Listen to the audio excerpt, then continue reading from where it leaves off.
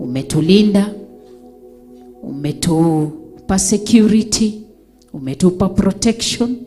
Pokea sifa na utukufu. Umetulisha, umetuvisha, umetunywesha. Tunayo sababu chungu nzima ya kusema asante. Asante ni kwa sababu ni wewe ambayo umetengeneza mapito yetu. Si kwa uwezo wetu, mbali ni kwa nguvu zako mtakatifu. Tunakuinua sana. Tunakupenda sana. Tunalihimidi na kuliinua jina lako takatifu. Kutoka asubuhi kuna mengi ambao tumetenda. Tumewaza na kuwazua. Tumesema, wengi tumeingia kwenye umbea. Wengi tumefanya mambo ambayo ya kufurahisha. Tumekanyanga kwingi ambako kuja kufurahisha. Sisi ni watenda dhambi. Twalitia na kulilia damu ya Yesu Kristo ikaweza kutuosha, itutakaze, ili dhabihu ya jioni ya leo ikuwe na manukato mbele ya kiti cha enzi. Tunapokuita utaitika. Tunapokulilia utatuvuta majozi. Tunapolitia jina lako, mkono wako wa rehema utatuokoa. Tunapoomba mfalme, kwa sababu umesema tuombe na tutapewa, tunaamini tukiwa na manukato mbele zako utatusikia. Na kabidhi ibada ya jioni ya leo mkononi mwako. Nena mtakatifu wa watakatifu. Tunapokupa sifa, tunapokuabudu, tunapolitukuza jina lako, dhabihu hii jioni ya leo na iwe na manukato mtakatifu. Tunajiachilia mkononi mwako. Ni kwa sababu wewe ndiye unaye nguvu na mamlaka. Tufanye vile utakavyo. Tenda nasi vile utakavyo. Tunaalika uwepo wa Roho Mtakatifu kwenye madhabahu haya. Mungu Baba, Mungu Mwana na Mungu Roho Mtakatifu, nena jioni ya leo. Naomba uguzo wa Roho Mtakatifu. Naomba nguvu za Roho Mtakatifu ukaziachilia sasa katika ndimi za watoto wako. Panua midomo yetu, tia maneno yako. Roho Mtakatifu anene akiwa ndani yetu, kwa sababu tunakugoja. Mioyo yetu imekuonea kiu. Tunakutamani. Tutamani kutenda kadri na mipango yako. Tutamani kukanyanga nyayo zako. Tutamani tukupe mili yetu ikiwa tu mili mitakatifu mbele zako. Nena nasi usiku wa leo. Usituache unapodhuru watu wako usijioni ya leo. Unaponena na watu wako, unapomfalme, achilia nguvu za Roho Mtakatifu, usituache. Nena nasi mtakatifu wa takatifu. Tumejiachilia kwako, tukitakazisha mikono yetu na damu ya Yesu Kristo, ili tunapoinua mikono yetu, dhabihu hii ikuwe na manukato katika jina la Yesu. Tunakupenda, tunakupenda, tunakutamani. Nena nasi tu. Sema nasi jioni ya leo. Tumekusanyika, na sababu kuu ya kukusanyika mahali hapa ni ili Mungu wa miungu nene nasi. Ubadilishe maisha yetu. Ubadilishe mili yetu. Ubadilishe mawazo yetu. Tusiwaze kama wanadunia. Tusifanye mambo kama wanadunia. Tusiongee kama wanadunia. Tumejiachilia kwako. Tumejiachilia kwako jioni ya leo. Wewe unaye nguvu. Pasua mioyo yetu. Peleleza mioyo yetu. Peleleza mawazo yetu, ili unene nasi mfalme. Tumejiachilia kwako. Natakazisha madhabahu haya kwa damu ya Yesu Kristo. Natakazisha kanisa hili kwa damu ya Yesu Kristo. Nimeachilia nguvu za uwepo wa Roho Mtakatifu zinene na zitende makuu. Tunakupenda, tunakupenda, tunakupenda. Tunakemea nguvu za yule mwovu. Hana mamlaka na hana nguvu juu yetu. Shetani ambaye unaleta spirit za confusion tumezikataa. Shetani ambaye unaeleta mzozano tumekataa. Uchokozi tumeukataa. Nguvu zote za shetani tumezivunja vunja. Plan zote za shetani tumeziharibu. Maagent wa shetani ambao wametumwa ili waharibu mkutano wa siku ya leo, tumeharibu mipango yenu, tumevunja vunja njia zenyu, tumeharibu mipango yenu katika jina la Yesu Kristo. Tumeachilia nguvu za uwepo wa Roho Mtakatifu zinene mahali hapa. Nena ni kwa sababu wewe ni Mungu. Nena ni kwa sababu wewe ni mtakatifu. Nena ni kwa sababu unastahili. Jioni ya leo unaenda kutenda makuu. Unaenda kuokoa watu wako. Unaenda kuwajaza na Roho Mtakatifu. Unaenda kuwabadilisha. Ni kwa sababu hawa si wana wa dunia tena. Kwa muda wa juma moja tumekuwa mahali hapa. Mafunzo umeachilia kupitia watumishi wako. Umeachilia neema. Umeachilia uwerevu ndani yetu. Umeachilia nguvu ndani zetu ili tuweze kulielewa jina lako. Tunajiachilia kwako. Nena jioni ya leo. Pangua mipango ya shetani. Pangua yote.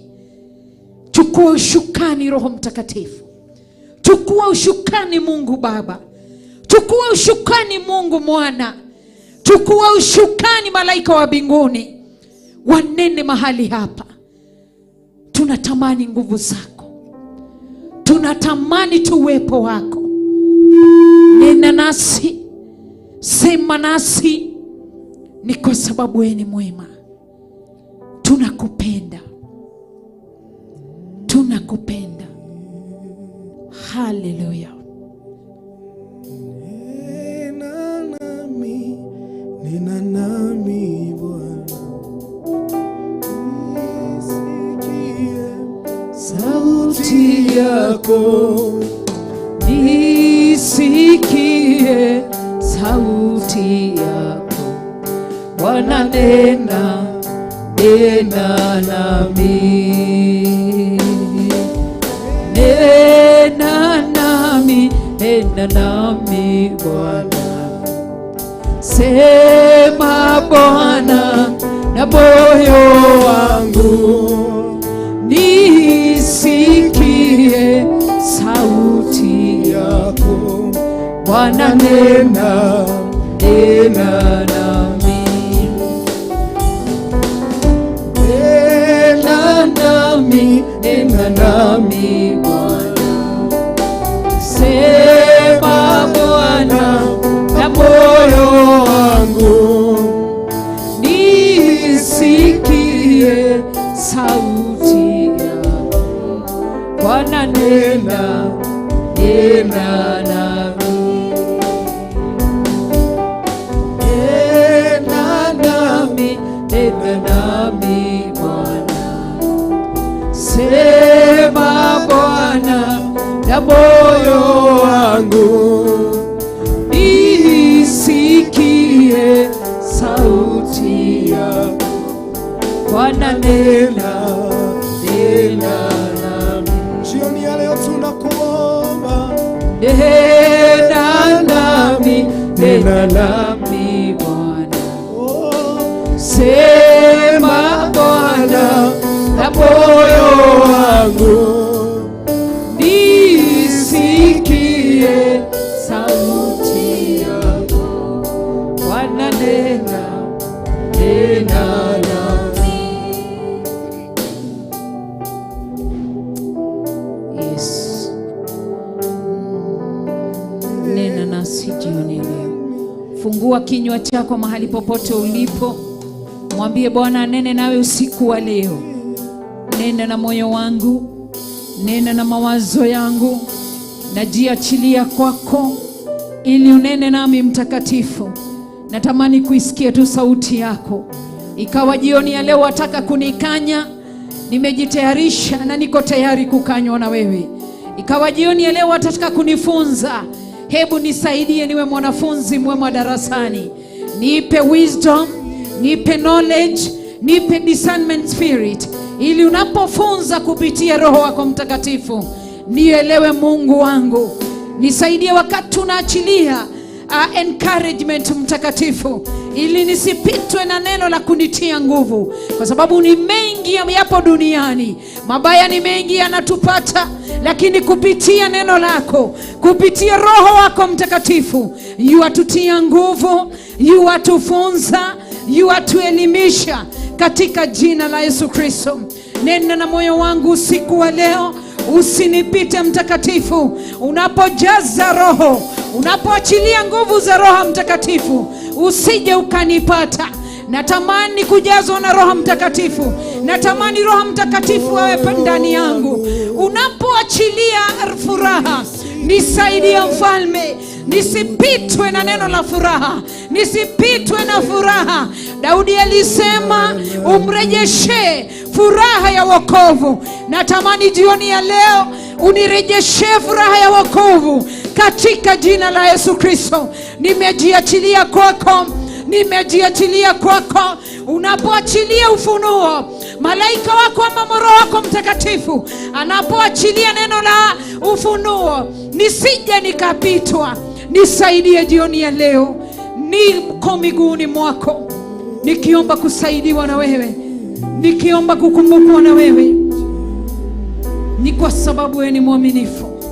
Nakupa sifa Mungu wangu, na kulitukuza jina lako. Unastahili sifa na unastahili kuinuliwa. Kuabudiwa, kuheshimiwa ni wewe Mungu.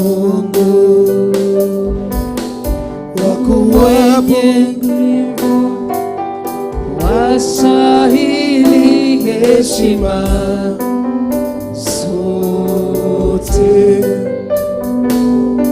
Mungu mwenye nguvu, wastahili heshima zote.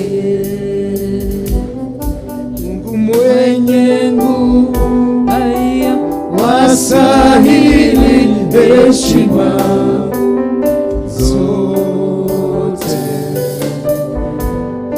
Mungu mwenye nguvu, wastahili heshima zote.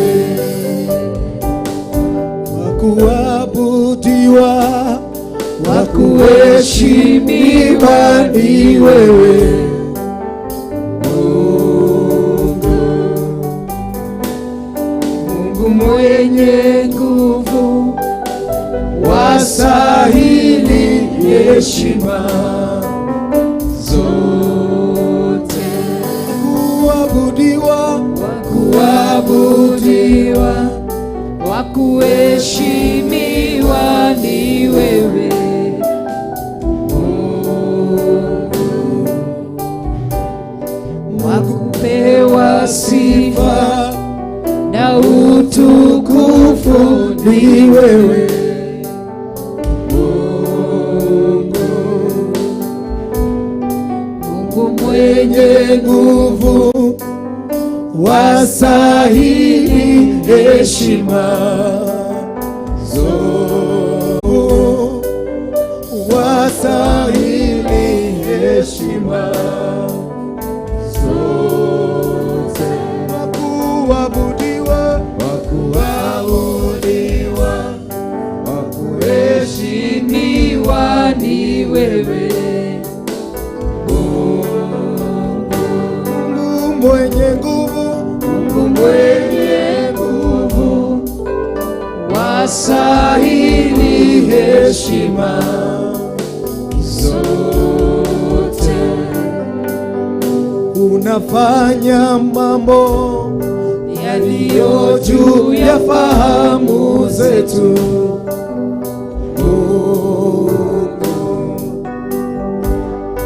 Mungu mwenye nguvu, wastahili heshima zote, wakuabudiwa,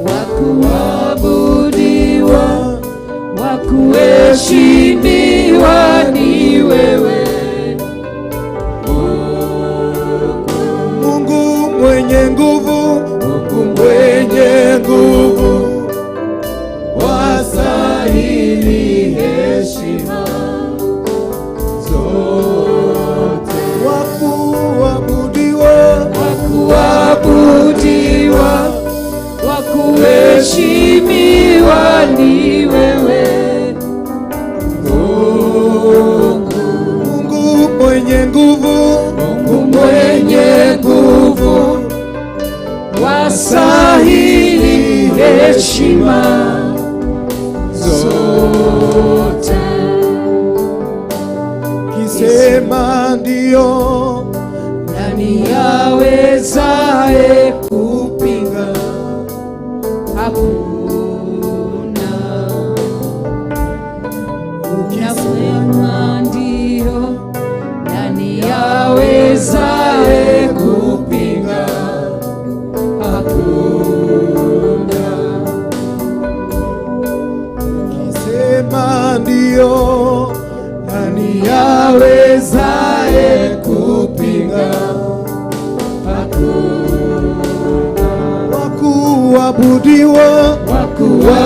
Wakuabudiwa, wakuheshimiwa ni wewe. Mungu mwenye nguvu, Mungu mwenye nguvu, wastahili heshima zote, wakuabudiwa, wakuheshimiwa ni wewe. Mungu mwenye nguvu, Mungu mwenye nguvu, wastahili heshima zote, wakuabudiwa, wakuheshimiwa ni wewe.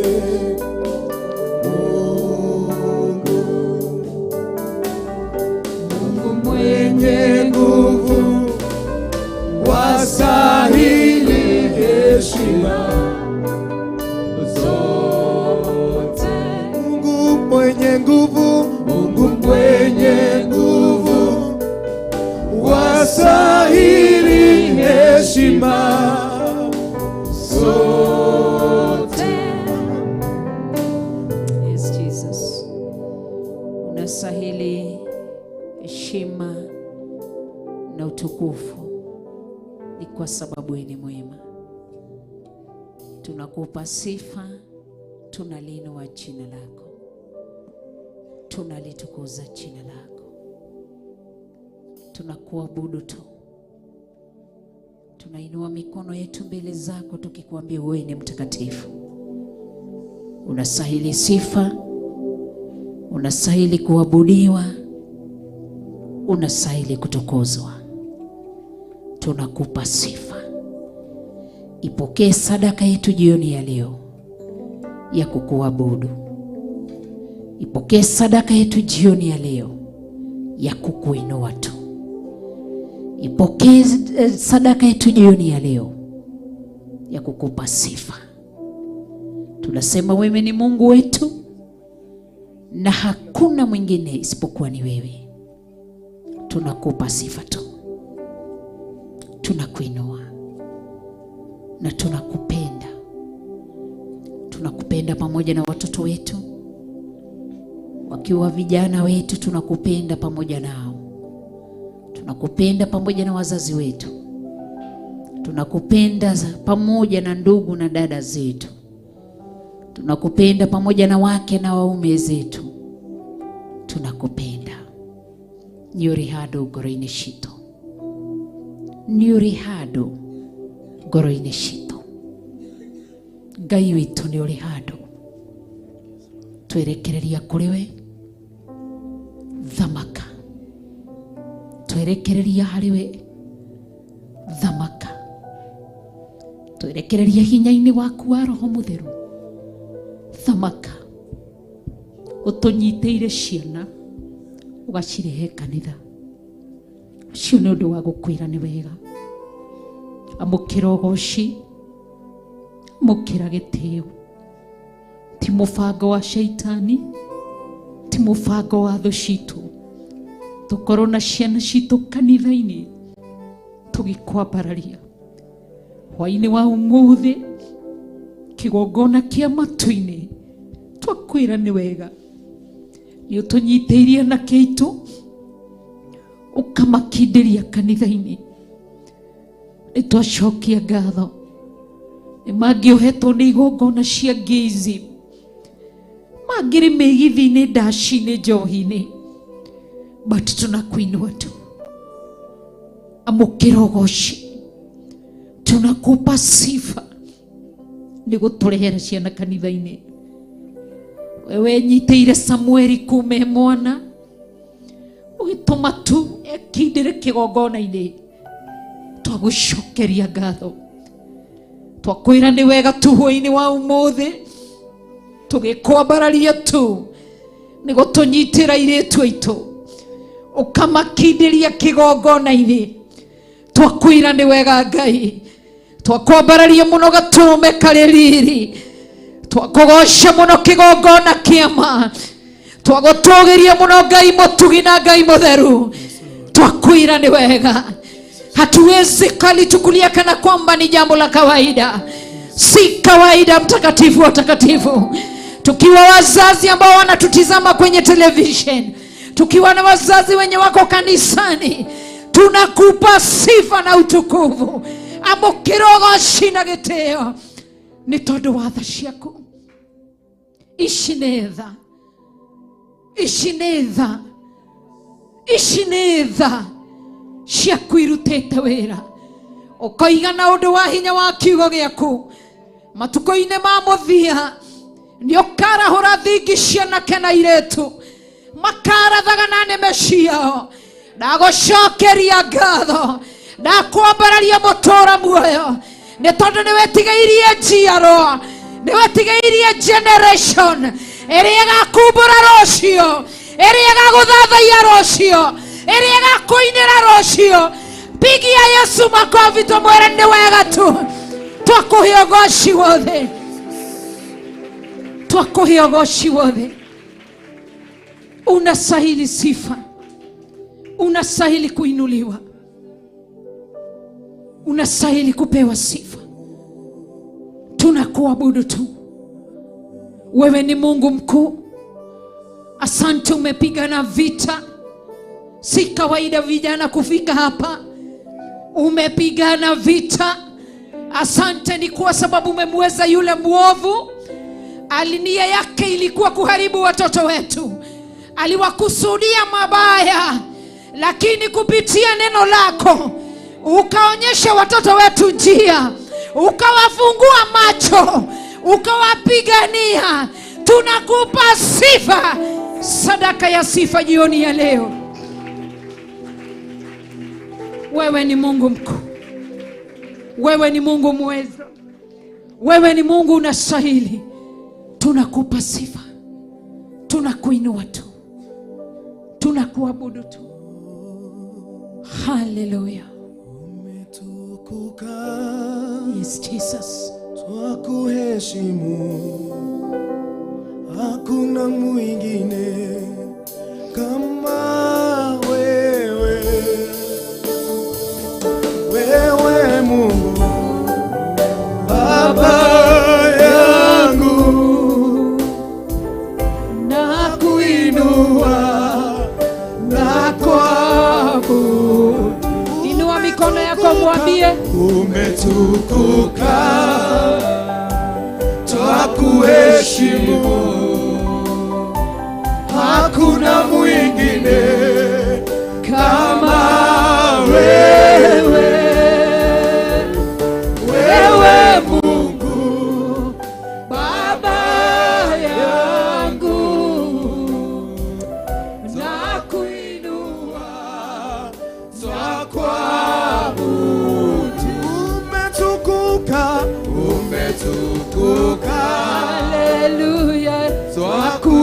twakuheshimu, hakuna mwingine kama wewe.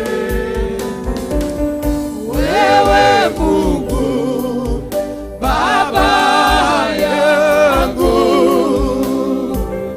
nakuinua na kuabudu. Umetukuka, twakuheshimu, hakuna mwingine kama wewe. Wewe Mungu Baba yangu,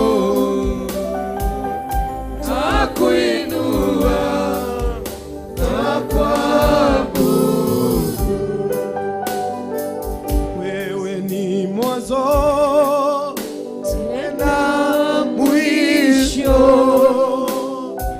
Simba wa Yuda hautashindwa. Sauti yako twaielewa, unaponena twasikia. Umetukuka, Twakuheshimu, hakuna mwingine kama wewe. Wewe Mungu Baba yangu, twakuinua, twakuabudu. umetukuka, Haleluya, twakuheshimu, hakuna mwingine kama wewe. Wewe Mungu Baba yangu, nakuinua na kuabudu. Umetukuka, twakuheshimu, hakuna mwingine kama wewe. Wewe Mungu Baba yangu, nakuinua na kuabudu. Mungu wetu umetukuka, hatuna mwingine. Twakuheshimu, hakuna mwingine kama wewe. Wewe Mungu Baba yangu, twakuinua, twakuabudu. Wewe ni mwanzo tena mwisho, Simba wa Yuda hautashindwa. Sauti yako twaielewa, unaponena twasikia. wewe ni mwanzo Tena mwisho, Simba wa Yuda hautashindwa. Sauti yako twaielewa, unaponena twasikia. umetukuka, Umetukuka, kuheshimu, hakuna mwingine kama wewe, wewe Mungu Baba yangu, twakuinua, twakuabudu, umetukuka, twakuheshimu, hakuna mwingine kama wewe Mungu Baba yangu, nakuinua, nakuabudu. Hosana, Yes, Jesus. Hosana, Yes, Jesus. tumuimbie Hosana,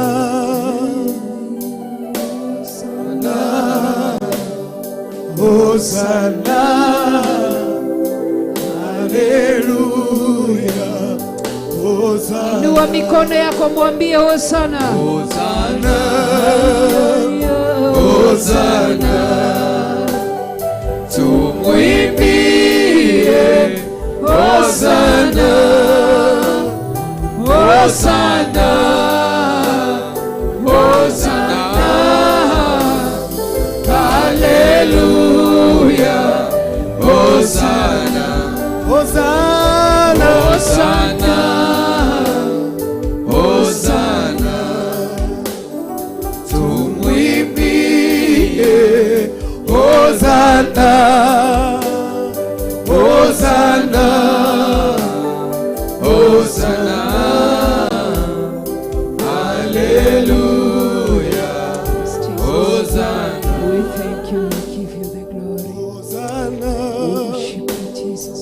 We Hosana, honor your presence. tumwimbie Glory, Jehovah. We Hosana, worship you, Jehovah, Lord. Hosana, Oh God. Hosana, haleluya, Hosana. Mwite Hosana, inua mikono yako. Yeye tu anastahili heshima na utukufu. Hosanna, Hosanna, Hosanna, Haleluya, Hosana, Jesus. Hosana, Hosana, tumwimbie Hosana, Hosana, Hosana, haleluya, Hosana. Makerubi, maserafi, wainama mbele zako, kisema takatifu, takatifu Ni wewe tu, maserufi na makerubi wainama mbele zako, wakisema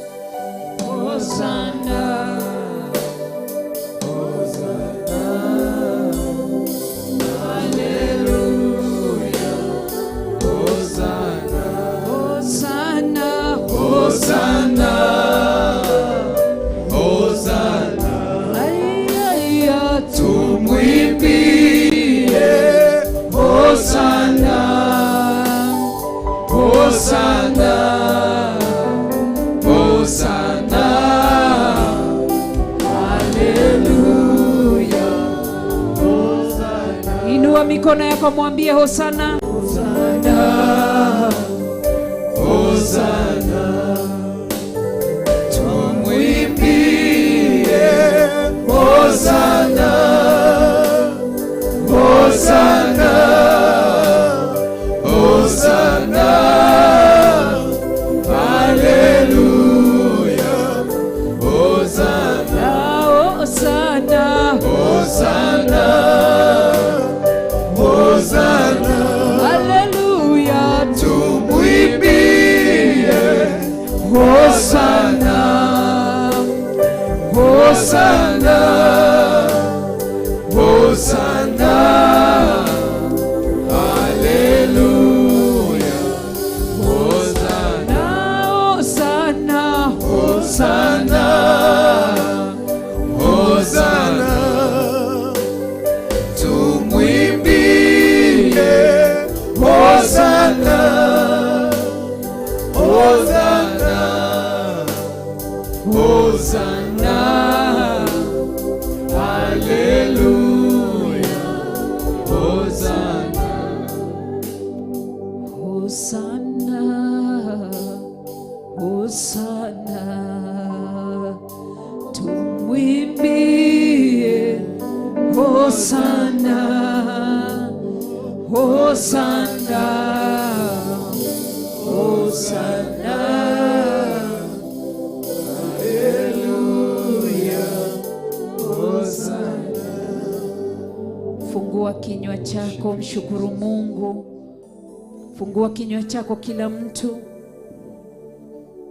kila mmoja afungue kinywa chake, mwabudu Bwana, liinue jina la Bwana, litukuze jina la Bwana. Ni kwa sababu anastahili sifa. Mwambie ni asante kwa sababu ya jioni ya leo. Muinue, mtukuze. Usiketi chini, simama ungali mdogo. Usiketi chini, simama umwabudu Bwana, mwambie asante. Tangu siku ya Jumatatu amekuwa pamoja nawe mpaka siku ya leo. Ninakushukuru na kuliinua jina lako. Unastahili sifa na unastahili kuinuliwa. Unastahili kuabudiwa, unastahili kutukuzwa. Pokea sifa, pokea na hata shukrani, ni kwa sababu unastahili. Tunakupa sifa, tunakuinua, tunalitukuza jina lako. Wewe ni Mungu mkuu, unastahili sifa. Tunakuabudu na kulitukuza jina lako. Wewe ni Mungu mkuu, uhimidiwe milele, uinuliwe milele. Roho wako Mtakatifu anene nasi, kwa sababu wewe ni mwema, wewe ni mkuu, wewe ni muweza. Unastahili sifa, unastahili kuinuliwa na unastahili kutukuzwa.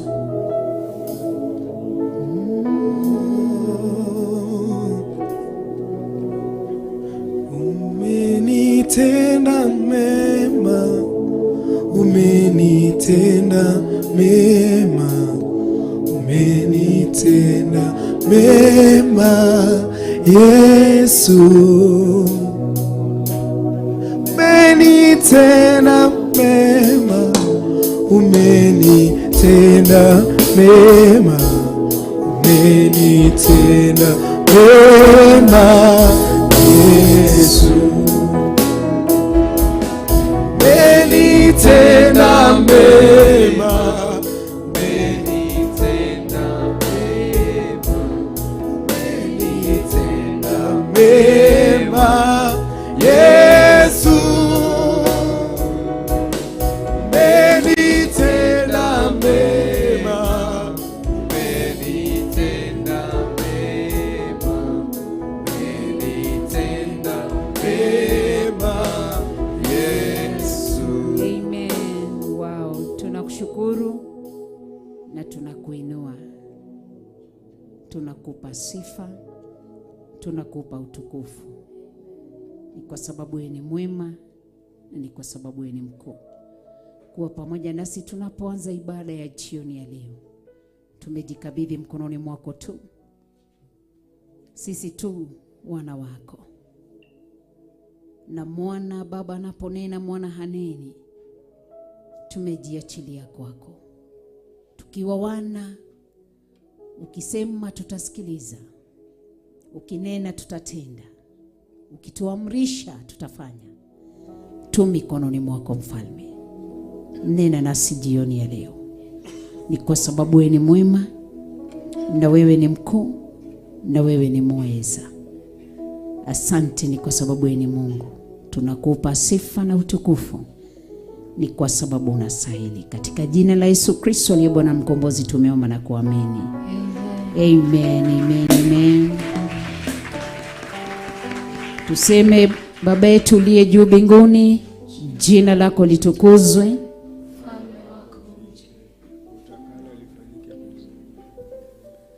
Utupe leo riziki yetu, utusamee makosa yetu kama tunavyowasamea na sisi waliotukosea. Usitutie katika majaribu, mbali tukue na yule mwovu. Kwa kuwa ufalme ni wako na nguvu na uwezo. Amen, amen. Bwana asifiwe. Gai witu murathime. Hebu tuketi chini. Mungu awabariki na Mungu aonekanie.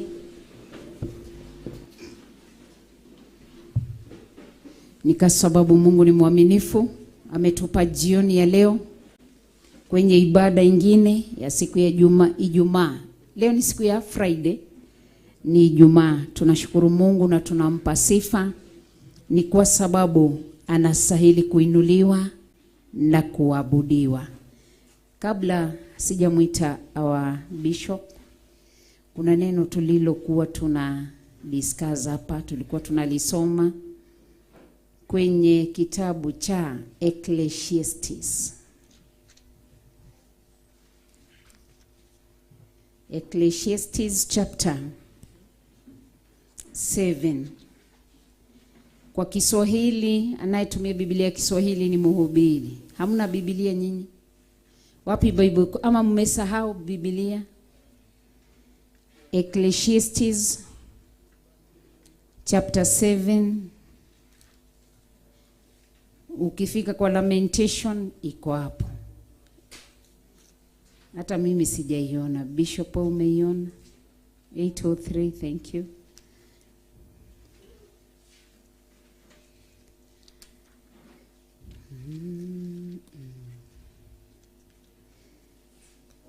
Mhubiri sura yake ni ya 7. Kitabu cha Mhubiri ama Ecclesiastes chapter 7. Verses ilikuwa gani Pastor? 25. Tulikuwa tunasoma hapa, tuna Pastor Monica tukiombea watoto waliokuwa na kuja huduma.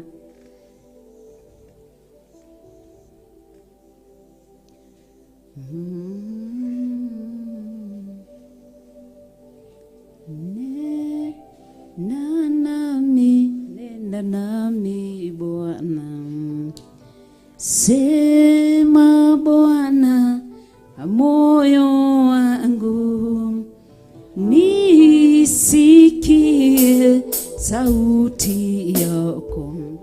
Bwana nena nami. Kila mtu amefungua? Kuna mmoja hajafungua bado, nasikia kuna wenye wanafunua ukurasa kwa ukurasa. Tunawagoja ili muweze kufungua. Wenye wamevaa kofia mtoe. Tukiwa kwa kanisa mnatoa kofia at least. Bado masaa ya umbu haijafika. Si ndio? Hata umbu inajua uko church. Ecclesiastes chapter 7 verses 25. Kipenda Mhubiri sura yake ni ya 7 mstari wa 25. Kwa Kikikuyu tondu wa sheria iria twinao TV-ini turathoma koherethu na bashia gutara ni 804 koherethu 7 muhari naguo ni wa 25 25. Kiugo kia Ngai kiroiga atiriri ndehugurire nayo ngoro yakwa ikigeria kumenya. Nani ambaye anaongea haya maneno? Nani anayeongea haya maneno? Ukitaka siku zote unapofungua Biblia, huwa naambia marafiki zangu hivyo. Ukitaka kufungua Biblia ili ujue nani aliyenena maneno haya, yalikuwa yanaelekezwa nani. Ukitaka kujua unakuja mpaka kwenye kitabu cha Mwanzo, sio Mwanzo, chapter 1. Hebu kuja kwa chapter 1. Hiyo tu, tuko hapa, tuko hiyo kitabu ya Ecclesiastes chapter 1. Ndio usikize haya maneno yalinenwa na nani na ni nani alikuwa naambiwa. Mumefika hapo? Biblia inasema atiriri, ici nicio ndeto cia muhunjia uria muru wa Daudi, muthamaki wa Jerusalem. Nani anaya Kiswahili? Wapi Pastor Dan? Umejificha leo? Watoto wamekukasirisha? Wamekupigia nje? Labda umepigwa na mawe? Hebu una Kiswahili? Unaya Kiswahili? Kiingereza? Nani yako naye Kiswahili tafadhali? Au kumbe iko hapo. Nena nami Bwana, sema Bwana na moyo wangu, nisikie sauti yako. Bwana nena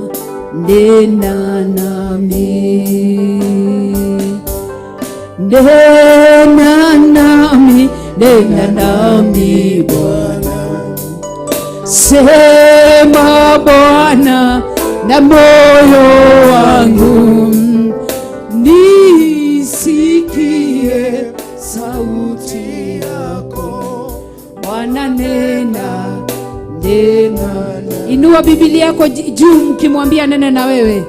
Nena nami Bwana, sema Bwana na moyo wangu, nisikie sauti yako. Bwana nena. Mwambie tena kwa sauti. Nena nami Bwana, Yesu sema Bwana na moyo wangu, nisikie sauti yako. Bwana nena nami. Rudia tena kwa sauti. Nena nami Bwana, sema Bwana na moyo wangu, nisikie sauti yako. Bwana nena nami. Mhubiri sura yake ni ya kwanza, maneno ya Mhubiri mwana wa Daudi, mfalme katika Yerusalemu. Mhubiri yasema, wacha kamera ielekezwe kwanza. Aha. Thank you. Mhubiri chapter number 1 verse number 1. Maneno ya Mhubiri mwana wa Daudi, mfalme katika Yerusalemu. Mhubiri yasema, ubatili mtupu, mambo yote ni ubatili. Mtu ana faida gani ya kazi yake yote aifanyayo chini ya jua? Amen. Ati tumeambiwaje alikuwa nani? Mwana wa nani? Wa Daudi. Mwana wa Daudi, na alikuwa nani? Mfalme katika Yerusalemu. Katika Yerusalemu. Kwa hivyo haya maneno ni ya nani? Ni ya nani? Alikuwa anaitwa nani jina lake? Solomon. Kwa hivyo Biblia inasema ya kwamba ati haya ni maneno ya nani? Ya Suleimani, mtoto wa nani? Mwana wa nani? Wa Daudi. Alikuwa mfalme wa Yerusalemu. Amen. Aliyoyanena. Na unajua kwamba alikuwa amepewa kipawa gani? Solomon alikuwa amepewa kipawa gani? Hekima, si ndio? Alipewa hekima. Kwa hivyo akinena maneno haya, alikuwa na hekima yake Mwenyezi Mungu. Kwa hivyo tunaposikiliza ama tunaposoma maneno haya ya mtu mwenye ama mfalme mwenye alipewa hekima na Mwenyezi Mungu, isipokuwa alipomalizia hakumalizia salama. Kwa hivyo Biblia inasemaje? Hebu tusome kwa Kiswahili mstari wa 25. Chapter 7. Chapter 7, Mhubiri kitabu ni hicho tu. Chapter 7 verse number 25. Chapter 7 verses 25. Yeah. Biblia inasema ya kwamba nikageuka na moyo wangu ulikazwa katika kujua na kupeleleza na kuitafuta hekima na maana ya mambo yaliyoko, ili nifahamu ya kuwa uovu ni upumbavu na upumbavu ni wazimu. Haya, asante. Ninaposoma ya Kikuyu, nani haelewi Kikuyu mahali hapa? Sisi wote si tunaelewa? Tunaelewa? Lazima mjifunze kuongea Kikuyu. Muende mchunguze. Mfanye investigation. Angalieni watoto wa Luo wanao Kiingereza, wanaongea Kiingereza kitamu sana, lakini wakifika kwao ni kikwao, mother tongue. Angalia Waluya, angalia Wakalenjin. Mimi nimesoma sana na Wakalenjin. Na wakati mnapelekana nao mnaongea Kiswahili. Mimi nimelelewa Eldoret, Uasin Gishu. Mnapelekana nao wanaongea Kiswahili na Kiingereza.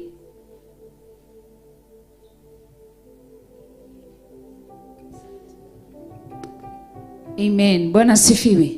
Lakini wanapofika kwao ni kikwao, wakiwa na mwenzao. Kwa hivyo na nyinyi msije mkasahau lugha. Na msirudi kusema, unajua especially wasichana huwa wanaringa wanasema digua Gikuyu. Hakuna mwenye haelewangi Kikuyu. Kwanza nyinyi mmelelewa Central, Kiambu, Murang'a, Nyeri. Sisi tumelelewa Eldoret, hakuna Kikuyu. Ni saizi watu wameanza kuongea. Tumelelewa na Swahili. Kikuyu nimekuja kwanza kufunzwa na Bishop. Bwana asifiwe. Kwa hivyo jifunze. Usirudi kusema ati usikiangi Kikuyu. Kuna pahali unafika unataka blessings kutoka kwa guka. Unafikiri utaenda kumuongelesha Kiingereza na yeye anakujibu kwa Kikuyu? Haiwezekani. Ujue kama ni kina Abraham, kama kina Isaac, kama kina Jacob. Kwa hivyo ni watoto wetu tu wako na shida ya kutupa ama kupoteza lugha yao. Na mnafaa na wazazi hapo kuna challenge. Wazazi waongeleshe watoto wao lugha. Kifika nyumbani wacha waongeleshwe lugha. Bwana asifiwe. Hamtaki kusema amen? Hamtaki lugha yenu? Sasa mtakuwa kina nani? Kuna siku zingine kuna watoto waliokuja kutoka nchi ya kigeni. Na najua wako kwenye mitambo. Sasa wao wanakuwa ni half caste ya Mkikuyu na uko nje kwa hiyo nchi. Siwezi itaja ni gani. Hiyo kitu walituambia na Bishop, akatuambia tuko na shida sana. Sisi hatujui sisi ni kabila gani. Mama yetu ni Mkikuyu, baba yetu si Mkikuyu. So tukikuja hapa Kenya wanatuita Tomedhogo. Tukienda huko hawawezi kutukubali. Bado wanatuita kijina kingine. Sasa walikuwa wanauliza lugha yetu ni gani? Wanataka tu wasikie ati sisi nyinyi ni lugha fulani. Nyinyi ni kabila fulani. Ama lugha yetu ni fulani, sisi ni kabila fulani. Kwa hivyo ni vizuri jifunze. Usiwe unasema ati mimi sisikiangi. Kusikia mnasikia, hata kama kuongea ni ngumu. Jifunze kuongea Kikuyu. Bwana tukuze. Kwa hivyo Koherethi wakasemaje ama Solomon akasemaje? Ati ndihugurire. Kwihugura ni nini? Kwihugura ni nini? Hivi.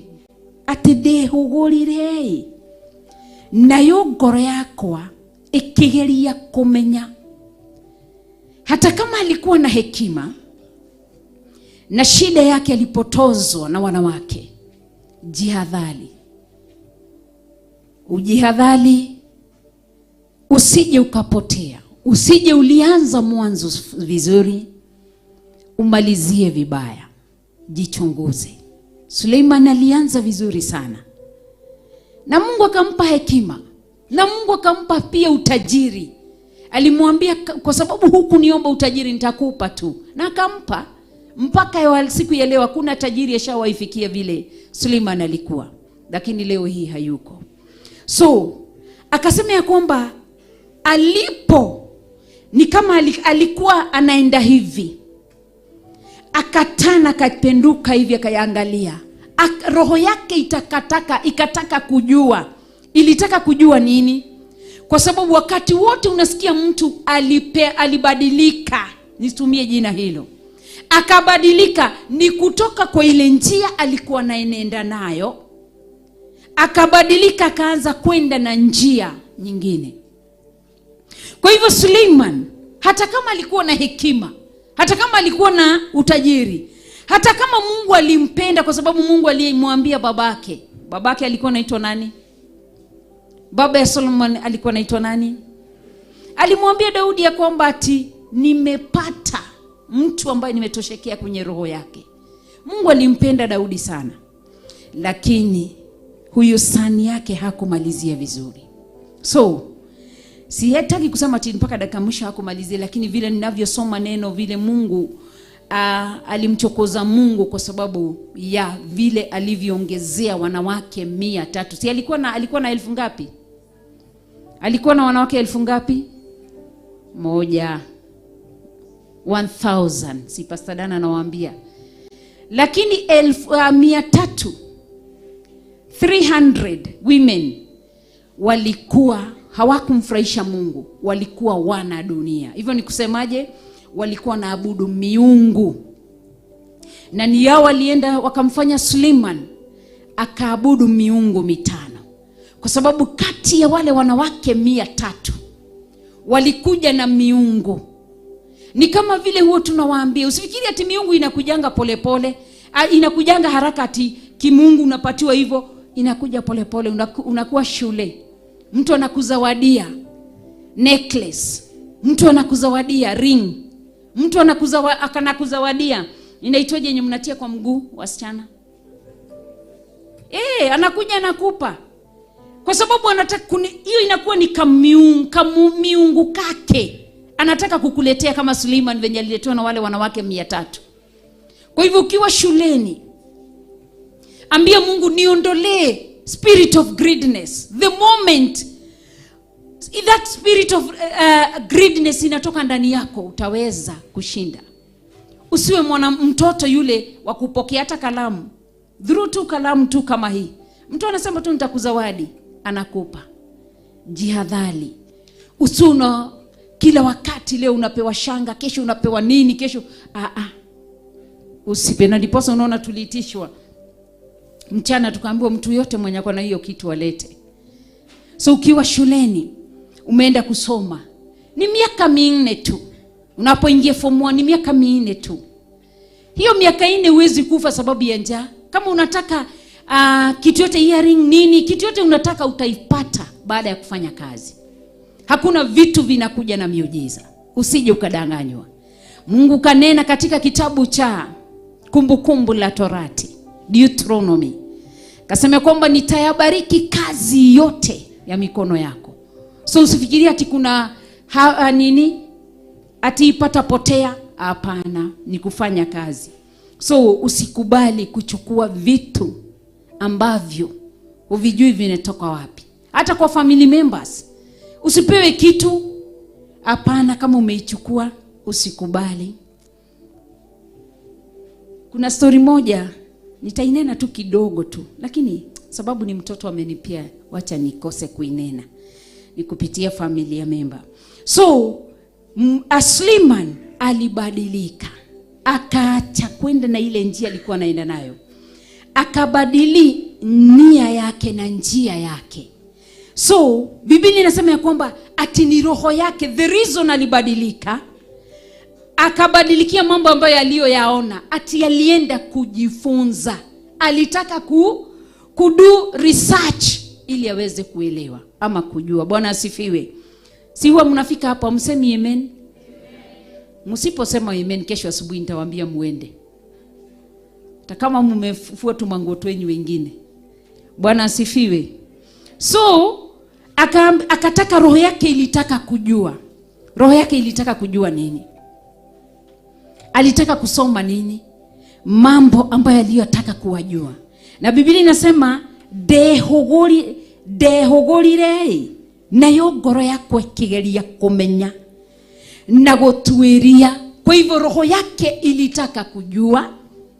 La pili, roho yake atigutuiria, kufanya research, ajue mambo matatu.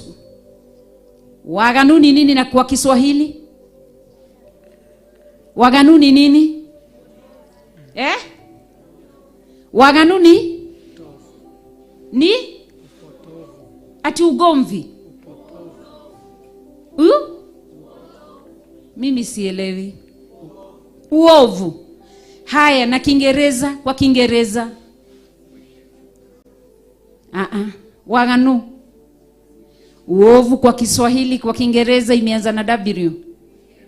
Wickedness. Si mmejua? Haya, akataka kujua jambo la pili. Okegu. Okegu ni nini kwa Kiswahili? Ujinga. Kwa Kiingereza? Foolishness. Akataka kujua jina lingine, ogoroki. Madness kwa Kiingereza, kwa Kiswahili? Wazimu. Hiyo mmejipigia makofi kidogo. Na unapojipigia makofi unasema sifa na utukufu kwa nani? Kwa Mungu. Kwa hivyo alitaka kwenda kufanya research ya hizo vitu vitatu. Na ujue ni mtu alikuwa na wisdom. Na ni mtu alikuwa karibu sana na Mwenyezi Mungu. Na kwa hivyo ndiposa aweze kujua waaganu, lazima angeingia kwa waaganu. Alifanya waaganu ama hakuifanya? Na nisione mtu akiamka. Si mlikuwa nje for karibu 2 hours. Mtu asitoke nje na asisimame, mkae tu hapo. Ndiposa uweze kujua. Ni kama si huwa tunafaona kwa television. Kuna watu tunawaitanga, wanaitangwa senior investigators kwa media houses. Na ukisikia mtu ni senior investigator, akikuja kwako huwezi jua. Akitaka kukujua zaidi, atakuja akiwa mwokovu. So anabadilika vile ulivyo. Kama wewe ni Mkorini, atafunga kitambaa. Akitaka kujua watoto vile wanabebaje bangi inaingia shuleni, lazima atumie mwanafunzi. So ndiposa naye Suleiman ajue hii waaganu ilikuwa wapi na watu walikuwa wanafanya nini, lazima angefanya waaganu. Na ndiposa unasikia tena kuihogora ehogorire, alibadili nia na njia. Kwa sababu nia yake akageuka. Na ukishageuka ni hivyo. Ni kama wewe wazazi walikutuma shuleni. Hakuna mzazi mwenye aliyeweka, mzazi alikutilia bangi kwa bag. Hakuna mzazi alikuambia nenda shuleni na ukafanya masturbation. Ulienda, ulikuwa na nia nzuri na ulikuwa unaenda kwa njia nzuri. Naenda kutafuta wisdom, knowledge na information. Nijua at least nikuwe mtu ambaye anajua na anaelewa maneno. Lakini ulipofika mahali pale, ukasema hebu niongezee. Kuna kitu kwa Wakikuyu, Pastor Lucien anajua na Pastor Karu, inaitwa joherera. Mnajua joherera ni nini? Mtanilipa kuwafunza Kikikuyu. Joherera ni wakati unaenda kuvunja kuni, unafunga ya kwanza, kuna kapili kanafungangwa pale juu na shushu. Mmekaona?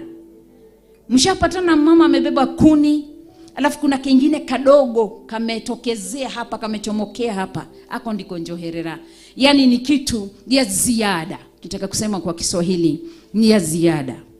Kwa hivyo ulipotumwa shule, ukakaa Suleiman, ukabadilika. Ukaingia kwa gayism. Ukaingia kwa lesbianism. Mzazi alikutuma. Alikutuma huko. ukaenda ukajiingiza kwa pornography. Hakuna mzazi alikutuma, ni wewe uliyebadili nia na njia. Nia yako ilikuwa usome. Wazazi wakawa na matarajio makubwa sana juu yako, na wakawa na high expectation ati mtoto wetu akifunga shule akirejea atakuwa mtoto mzuri. Kukuja wakaona ushabadilika mpaka tabia.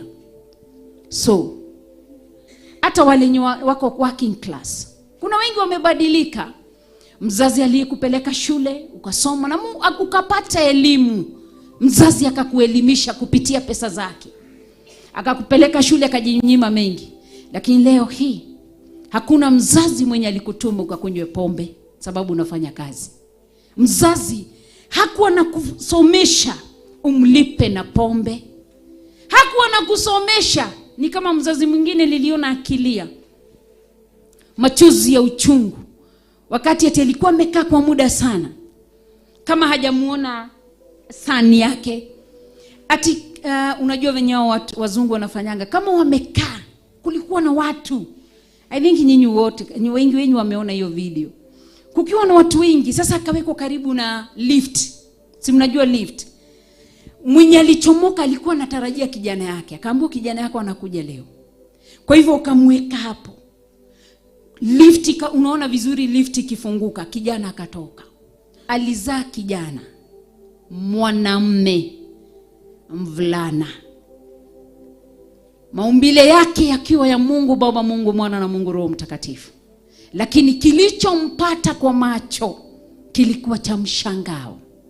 Akaona kijana wake akona kanguo, cabbage, tuviatu twa black, ametengenezwa miguu, ametengenezwa uso, ashafanywa surgery, amejipaka lipstick, vidole ameshatengeneza, kakuja kama amejitingiza. Babake alipomuona alilia ile machozi ya uchungu, wacha ile ya kugereria, hoi ya uchungu. Akamuuliza, umeona unilipe na hii? So wenye wako working class, msiseme ati nyinyi mko, ati mimi niko sawa, nilimaliza shule nikapata kazi. Hakuna mzazi anatarajia mtoto wake amtokee kwa gate kama hana yale maumbile Mungu aliyemuumba nayo. Kwa hivyo ambia mwenzako, kama wewe ni mwanamume mwambie, kama ni mwanamke mwambie kaa kama mwanamke, na yeye mwambie kaa kama mwanaume. Si ndio? Mwanamume na akae kama mwanamume. Hebu jiulize, kama Bishop angekuwa saizi amevaa skirt, tungekuwaje? Si tungekuwa wabaya? Mungu alimpa nguo zake, mwanamume ana mavazi yake. Usidanganywe. Wacha venye watu wanajipiga picha ati wanaweka kwa TikTok, ni tabia mbaya. Na hiyo tu inakuanga science ya kuonyeshana ashajoin gazing. Jihadhari. Ni watoto wangapi wamepotezwa sababu ya gazing? Wanashika, wakishashikwa wanafanywa tabia mbaya, wanashirudi kuuliwa. So jihadhari sana, usiingie kwa maovu. Kwa hivyo nani alibadilika hapa? Suleiman akaenda kutuiria nini? Alienda kufanya research ya nini? Waganu, wickedness. Na wickedness kuna utofauti kati ya dhambi tatu. Nitazisema kwa Kikikuyu, mnijibu kwa Kiswahili. Kuna hiyo waganu, kuna mehia, na kuna gani ingine? Kwa Kikikuyu pasta niambieni. Kuna waganu, na kuna mehia, na gani ingine? Na mahetia. Waganu tumesema nini kwa Kiingereza? Wickedness. Mahetia ni nini? Kwa makosa. Na kwa Kiingereza Kwa nini nyinyi mnasema si mseme kwa nguvu venye ninaongea? Aha, ni mistake.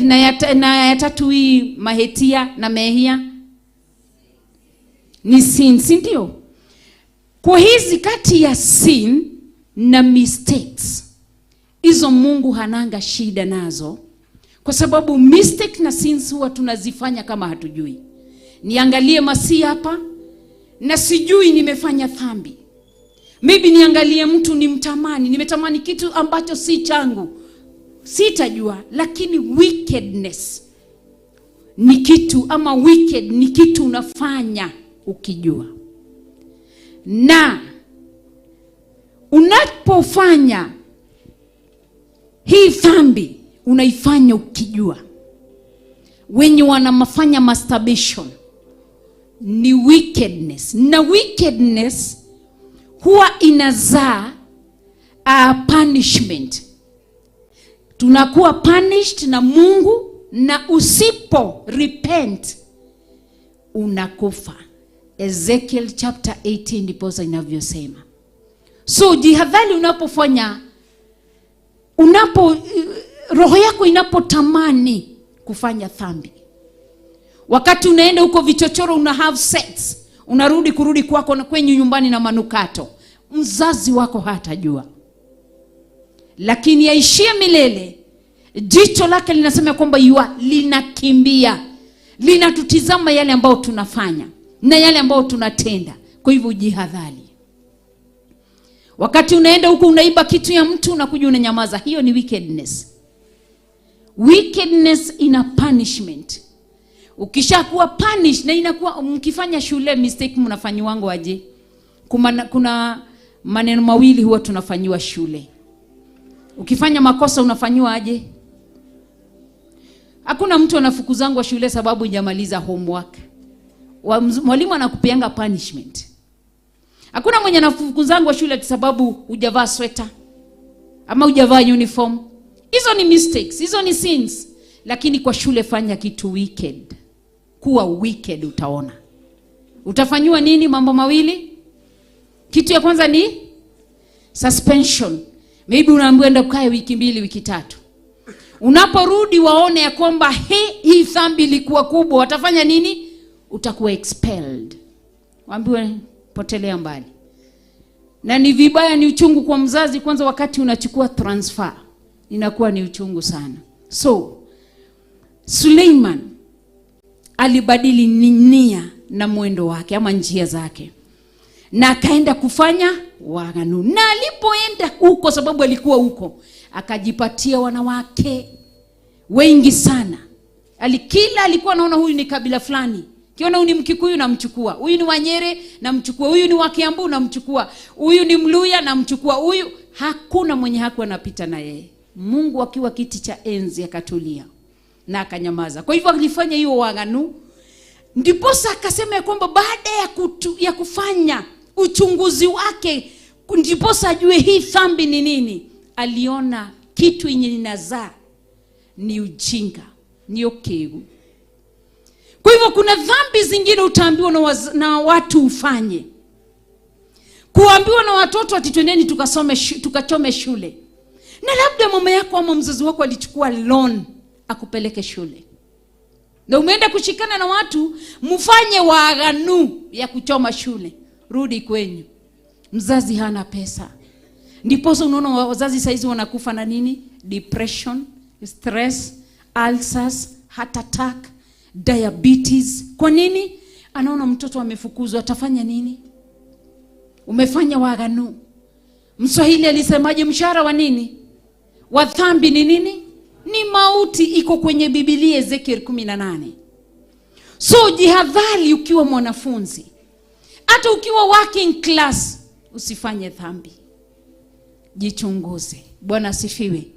Kwa hivyo Suleiman alipofanya dhambi, akaangalia hivi, akajiita Kamoshemanio. Akaona hii ni ujinga ninaoifanya. Ambia mwenzako usipeleke ujinga shuleni. Mwambie usipeleke ujinga kazini. Kwa sababu kuna wengine watapeleka ujinga kazini. Kazi unajua kwamba uko supposed kureport saa 1. Una report saa 2, hiyo ni nini? Mnamalizia. Hiyo ni ujinga. Unajua vizuri kabisa uko supposed kufanya homework. Kama saizi mmepewa homework, kurudi shule unaenda kutetemeka mbele ya walimu. Hiyo ni nini? Ujinga. Kujificha tu uko shuleni, unakuwa mchokozi, unamonoloze wale watoto wengine kisiri. Hiyo ni nini? Na ni dhambi, itakuelekeza kwa mauti. So Suleiman akaenda kufanya mambo ya dhambi, na alipoona akaona hii dhambi imezaa kitu inaitwa ujinga. Kwa hivyo mtu yote mwenye anafanyanga maneno ya dhambi, na ndiposa unasikia Daudi alisemaje? Mimi nitasema kwa Kiswahili, mnisemee kwa Kiswahili. Mimi nitasema kwa Kikuyu. Daudi ugiria atiriri, ngoro cia irimo nicio itoe ki ciugaga gutire ki gutire Ngai, ati roho zawa wenye ni wakatili, wenye ni wajinga, wanasema hakuna Mungu.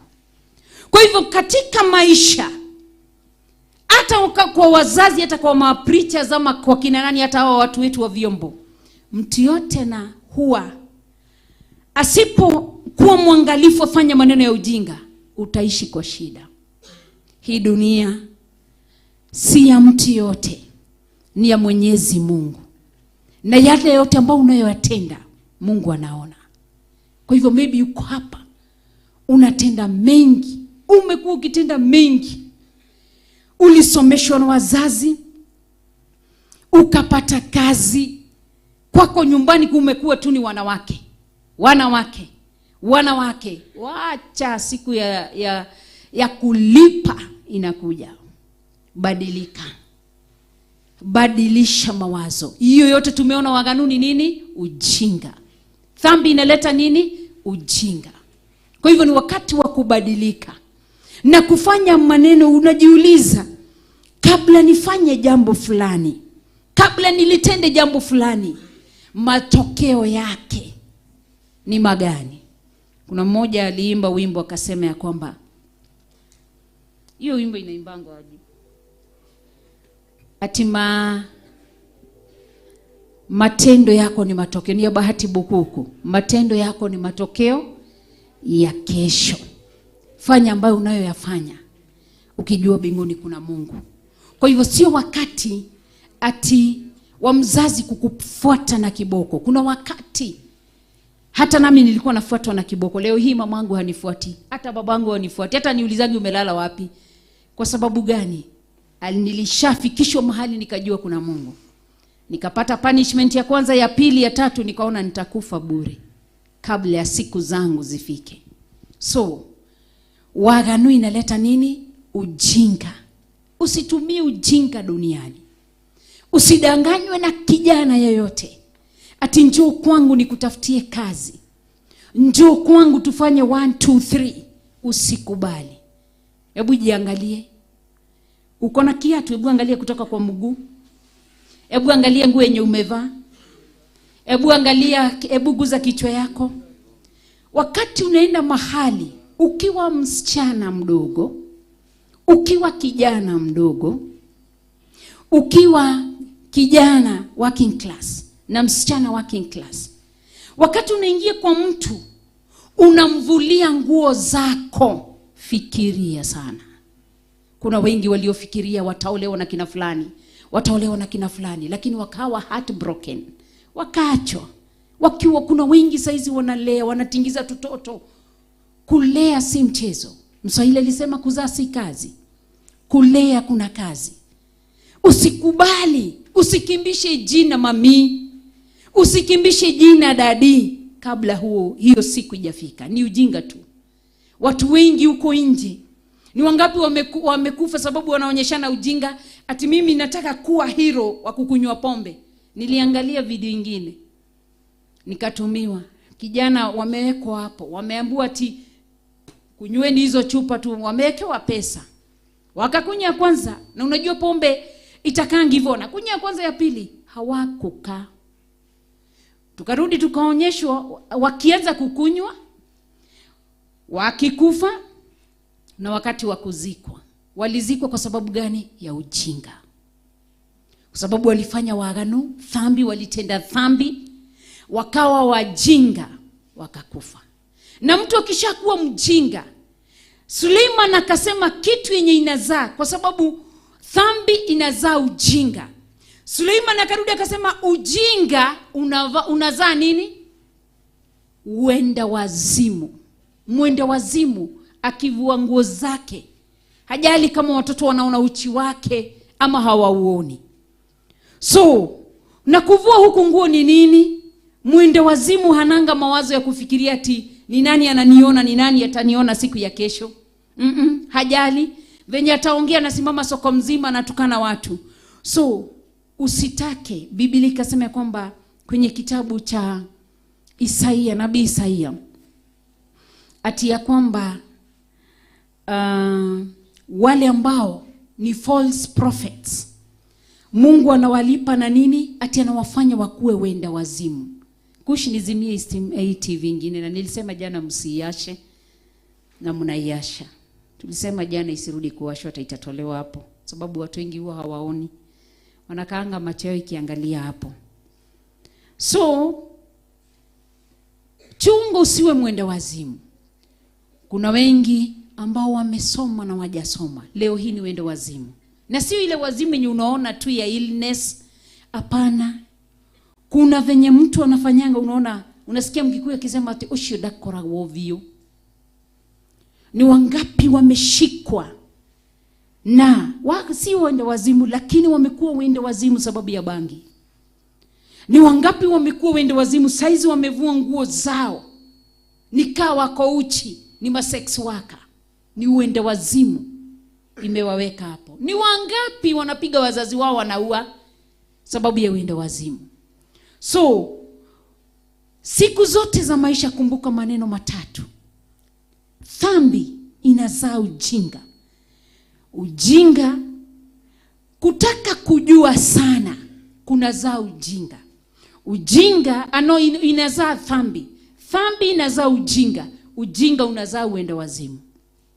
Unataka kujua sana. Kama siku nyingine pastor mwingine alikuwa ananipa story. Alitaka kujua. Akaambiwa ati kama unataka kuwa na gari, unataka kuwa na kanisa kubwa, unataka kuwa na nini, nitakupeleka mahali pale, Thika Road. So yeye alitaka kujua. So usitake kujua. Kumbuka Sodom na Gomora walitaka kujua hasira zake Mwenyezi Mungu zitafika wapi. Na Mungu waliwamaliza. Walikufa sababu ya nini? Kutaka kujua. Wakatenda dhambi. Walitaka kujua na hizi ndoa za wanaume kwa wanaume, kwa sababu Sodom na Gomora walikuwa na practice gayism. Na Mungu akawakanya mara ya kwanza wakusikia. So wakataka kujua kwani iko share umekuwa rumeivia gatia. Si hata mimi naweza taka kujua. Unajiingiza. Unafikiria kuingia ni rahisi. Kutoka ni Mungu tu. So usitamani. Maybe unaangalia pornography, unaona wenye wanafanya masturbation, hata mimi nataka kujua. Kujua nini? Unajiingiza. Utakuja kulia hapa, nimejaribu kuacha imenishinda. Unataka kujua, ni kama saizi watu unataka kwenda kujua ati kwa shetani kukoaje. Utatoka. Na ulitaka ni ujinga yako ilikufanya utake kujua. Kwa hivyo katika maisha yetu saizi siwezi rudi under 18. Hata ni mtu tuishi tukiomba hapa tu fast, siwezi rudisha usichana. Saizi nimepita kiwango hicho. Na nyinyi mko katika hiyo hali. Nyinyi ni tunda. Watu wengi wanawatamani. Kuna mtu nilikwambia natamani lile tunda aliume tu alitupe. Mwingine kuja likanyange kwa miguu, mwingine likanyange kwa gari. Mwingine gurudumu ya gari ipite mahali pale. Uoze. Wewe ni kama hilo tunda, watu wote wanakutamani. Na Biblia inasema ya kwamba aje?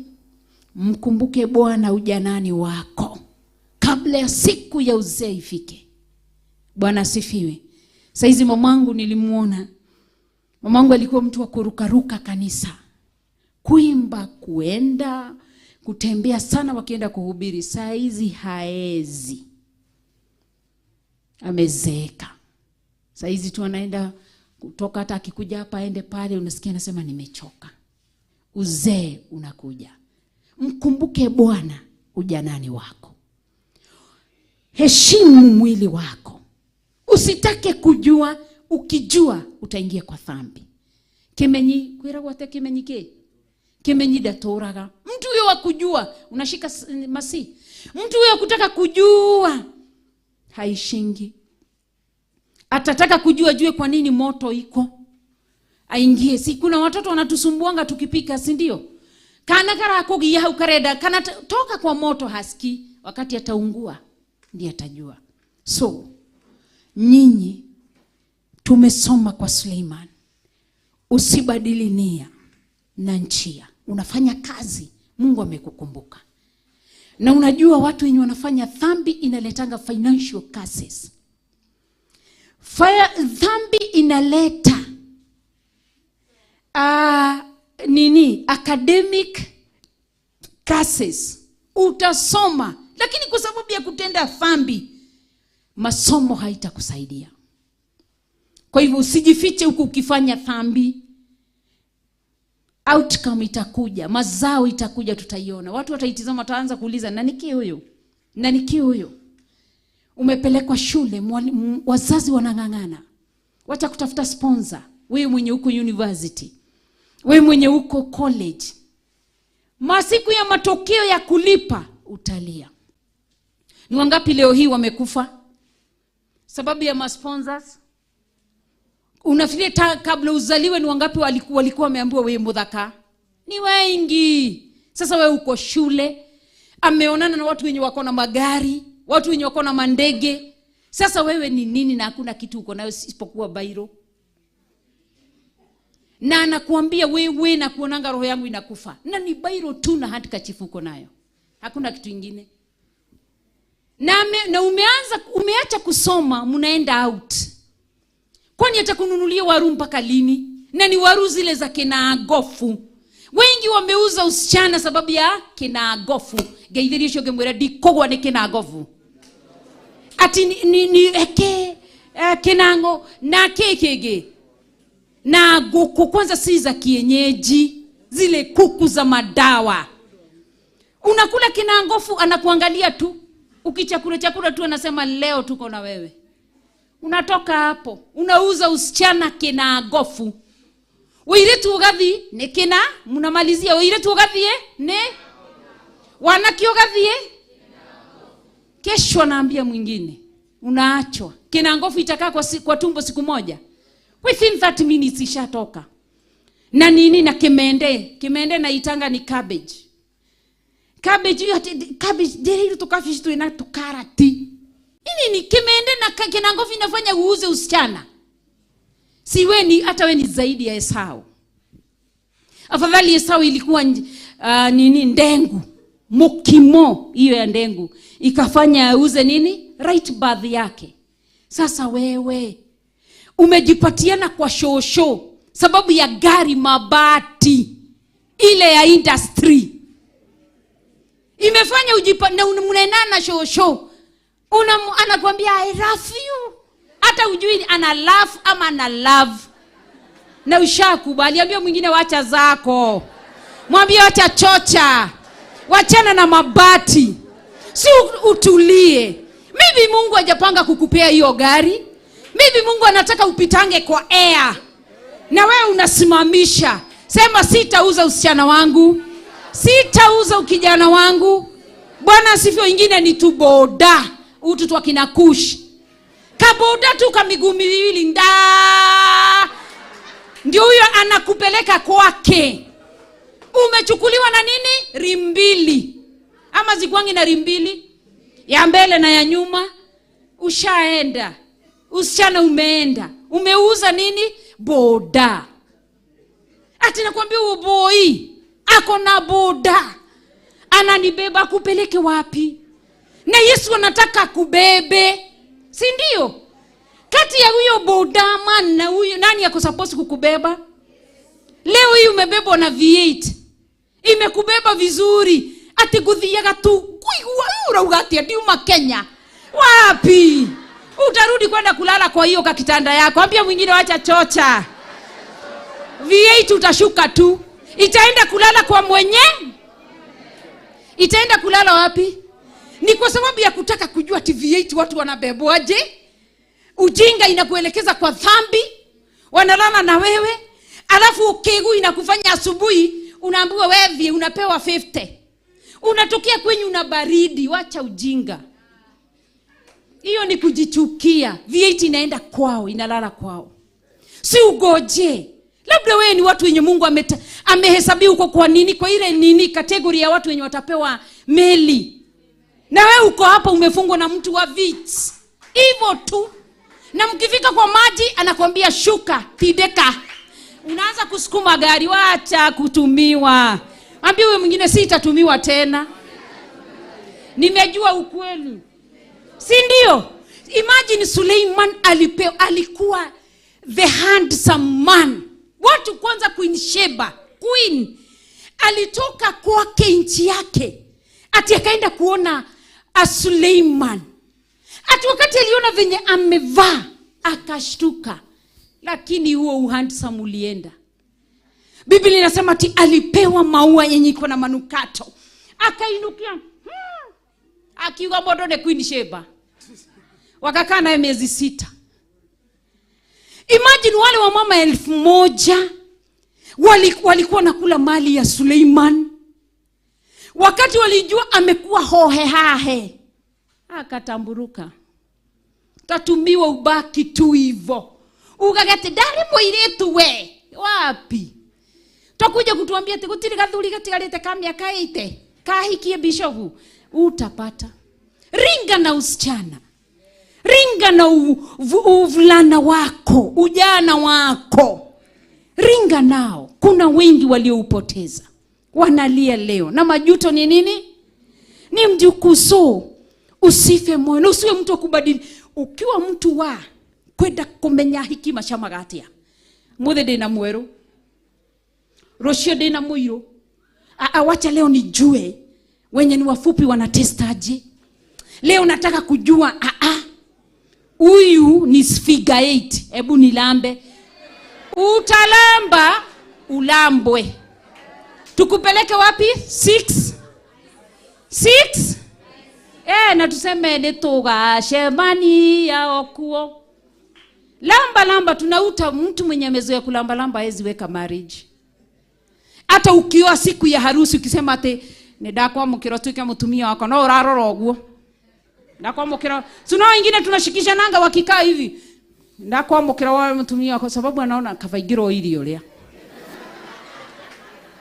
Si ndio? Usikubali kudanganywa.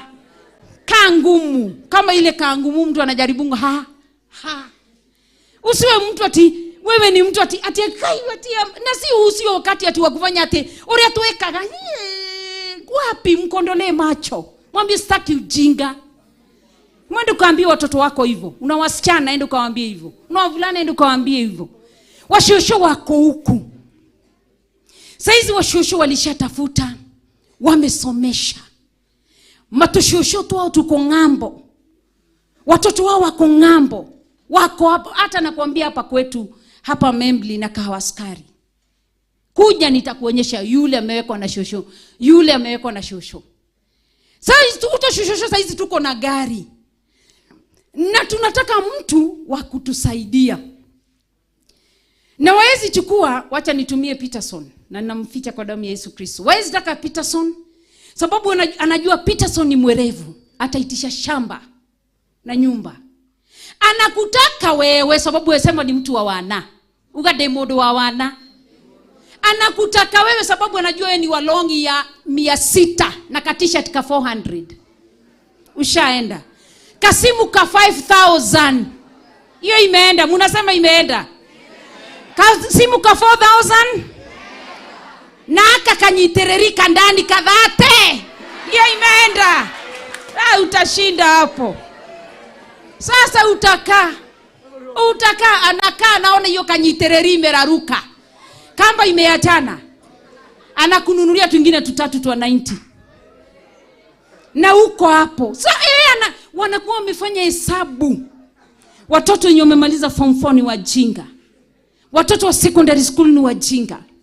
Watoto wa college ni wajinga. Watoto wa university ni wajinga. Wacha kuwa mjinga. Ringa na ujana wako. Kuna siku hata wakati siku yenye utaoa utafurahia. Utaimba wimbo nimepigana vita vyema vya imani. Sasa pamoja na walio. Kwa hivyo Suleiman aliuza ujana wake aje kutaka kujua, kwenda kumenya dhambi, and then nini, ujinga ikamuingia, akawa mwendo wazimu wa wanawake. Likuwa natafuta kila mtu, ama sio hivyo? Yes, hata kukaa yake babake Daudi, hiyo kitu ilimsumbua. So kutoka leo saa hizi tunapoingia kwa maombi, ninapomwalika our bishop, tuombewe, tujitenganishe na kama kukaya kwa ameoma bibi wawili watatu, useme hiyo nimekata laini. Kama wakusoma useme mimi nitasoma na nitamalizia, manake ni maandiko ya kwamba nitakupa hekima uishi miaka mingi ukinitumikia. Na Biblia imerecognize vijana. Ikiwa Biblia inasema ati siku za end time Mungu atawainua vijana, mbona hakusema wamama wazee? Mbona hakusema watoto wazee? Bwana asifiwe. Mungu aliahidi Abraham, nitafanya kazi na wewe. Alimwambia nitafanya kazi na generation yako. Kwa nini? Alijua Abraham ashazeeka, hana lingine. Sasa na sisi, ni sisi, nyinyi mko na nguvu, sisi hatuna ile nguvu mnaweza fanya. Na hiyo nguvu usitumie huko, usicheze nayo huko. Nilikuwa nasoma mambo, napenda kufuata sana watu wa mpira, lakini si kuwatch mpira. Napenda kusoma history yao. Na nikaona watu, ama hiyo nitasema kesho jioni. Ambia ingine, hiyo ingine ni ya kesho jioni. So tumesoma kuhusu nini? Tuache nini? Ujinga. Usikubali kuvutwa na maneno machache. Usikubali kutumiwa. Nywele kwani utashukishwa miaka ngapi? Mimi nikisoma secondary nilisoma kwa kitambaa, na tukua tunashuka. Mamangu ni wa kijiji, na siku hizo walikuwa wameamini hivyo mtoto hafai kushuka. Na leo hii wanashuka nikitaka, hata imenichosha. Hakuna kitu nasikianga imenichosha kama kwenda salon. Na si ati ninaenda ati sina pesa. Hata kama ni 100 ama 200. So sio ati hebesha shia salon. Kwa nini uombe mtu ukuwe na an idol unaiomba pesa ya salon na si mzazi? Live according to your standard. Kama kwenyu ni kwa dhate, kaa kwa dhate. Usitake 50, hutaiweza hiyo burden. Kaa kwa dhate. Kama kwenyu ni kwa 100, kaa kwa 100. Kaa na maisha yako. Zoea kupangia hiyo 1000, 500, 300 unapewa na mzazi. Na working class mzoe kujitosheleza. Noigwa James, dakori igira mania na nyitetwo ni shosho gwa githia ikwiraga James I love you. No, tukamuhura arore na hamwe. Tutikamuingata ndakahurio ni shosho atwarwo nyumba-ini yake si ndio? So kutoka siku ya leo usitake kujua. Ukishosho akikuja kwambia nataka ujue kwangu, naenda kujua kufanya nini? Si shosho yako, si guka yako, si mamako, si babako. Umeenda kwake, umemfuata hivi kama kondoo akienda kuchinjwa. Umeenda kufanya nini? Leo hii mtu amekuja amekwambia ati ndio ndio ukamenya kulia dutaga wera. Wewe ni bibi yake? Wewe ni bwana yake? Wewe ni mtoto wake?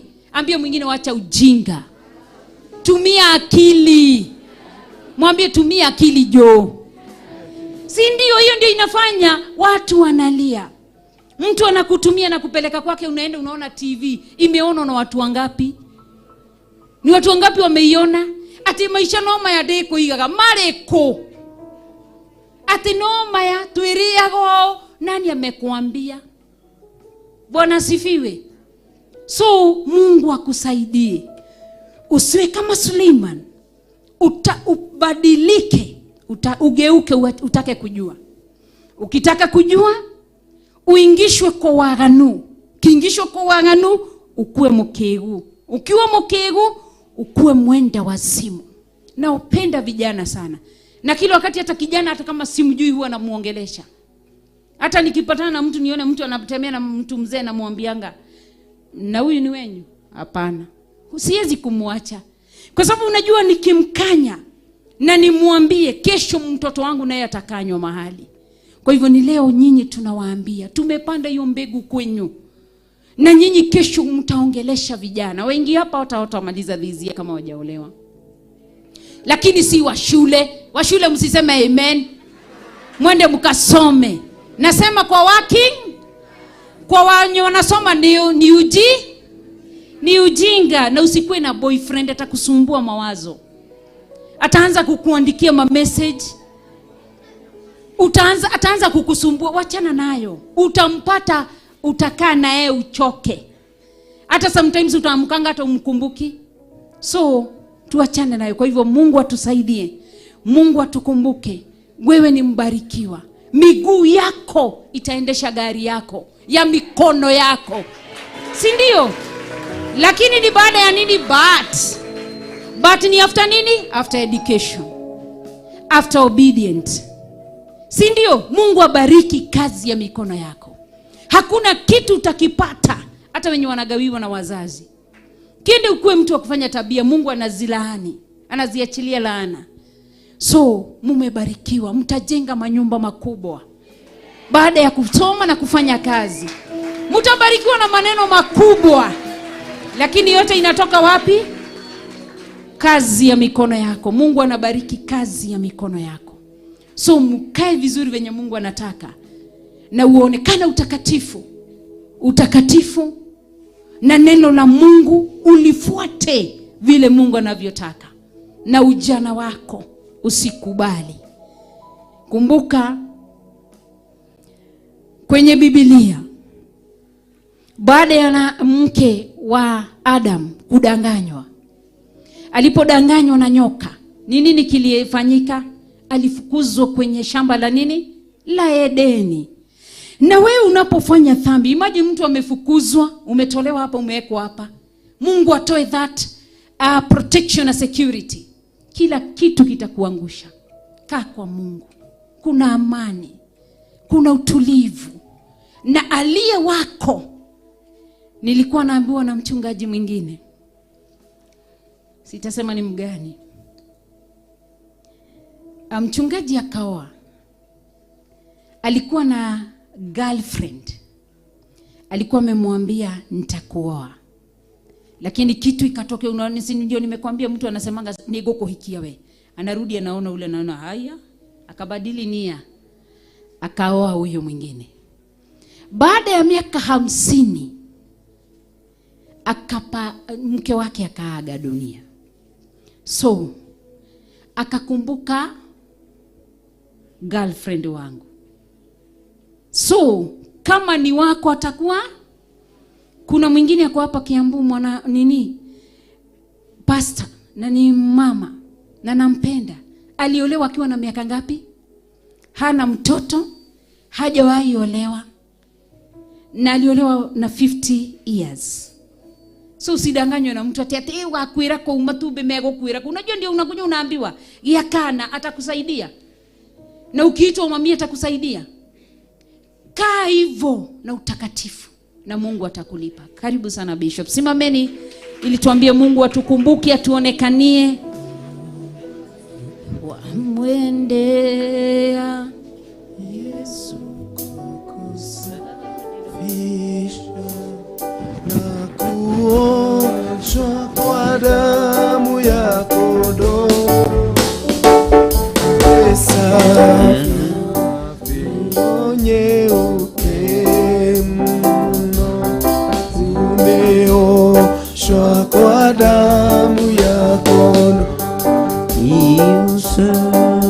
Kuoshwa kwa damu ya Yesu, zayo ya kondoo. Siwe safi, uonye upe mno, zimeoshwa kwa damu ya kondoo. Kuoshwa kwa damu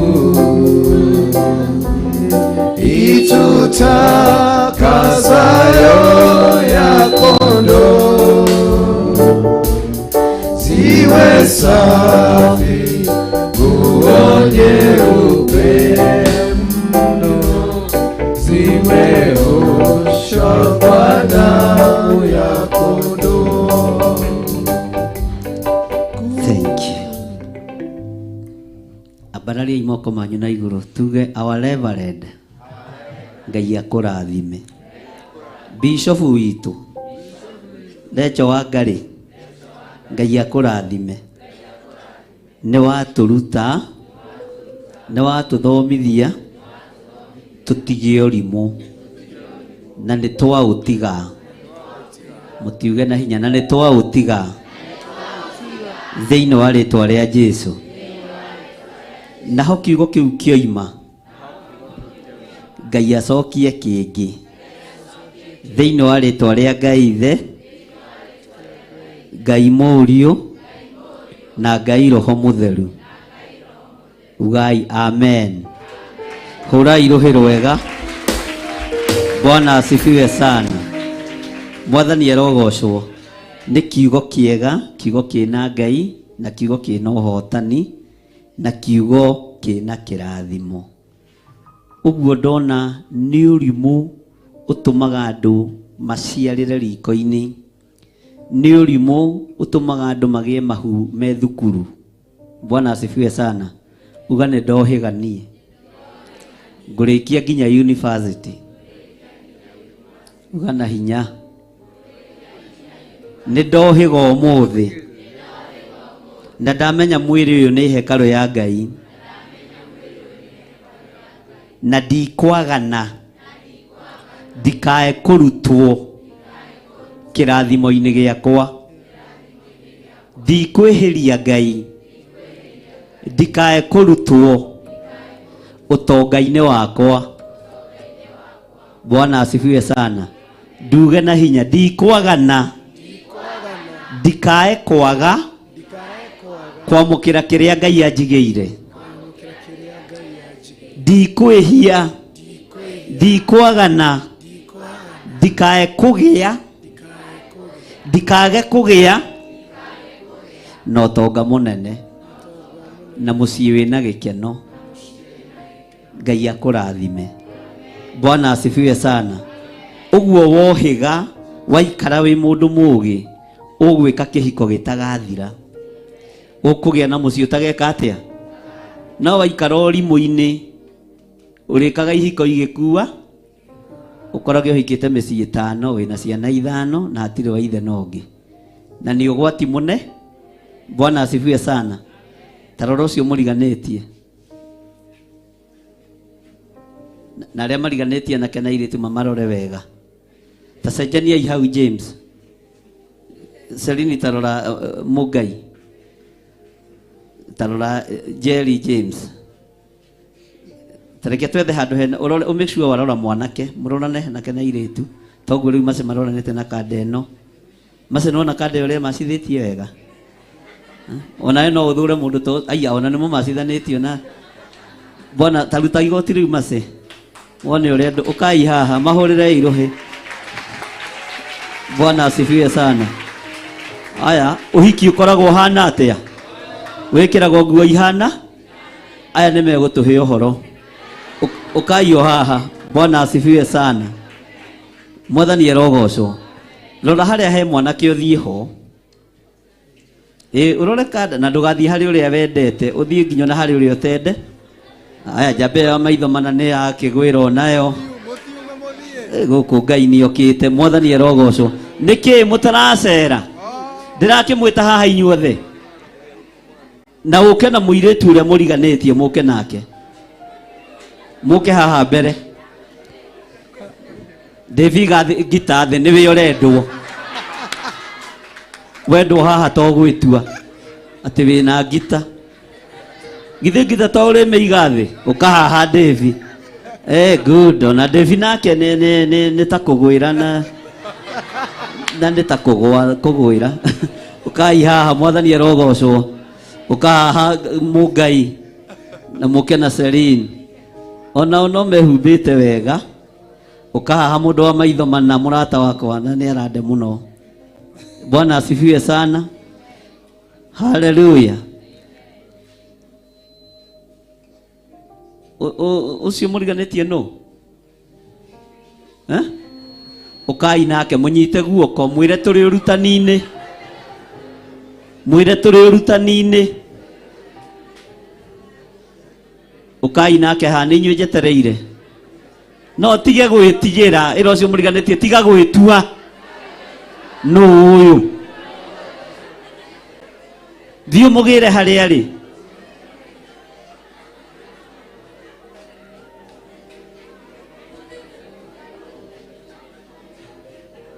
Nĩngũmũgĩra hau na ndikwenda itherũ. Ũguo mwĩrehe tondũ nĩ mũcenjanirie namba. Ũcio mũcenjanirie namba na wamwĩra ũrĩa angĩkũnyitũkia mũke nake haha. Ũmenye ndũngĩhenia Ngai, ndũngĩhenia Roho Mũtheru, na handũ ho gĩkue rĩ githĩ ti kaba ũgĩũke.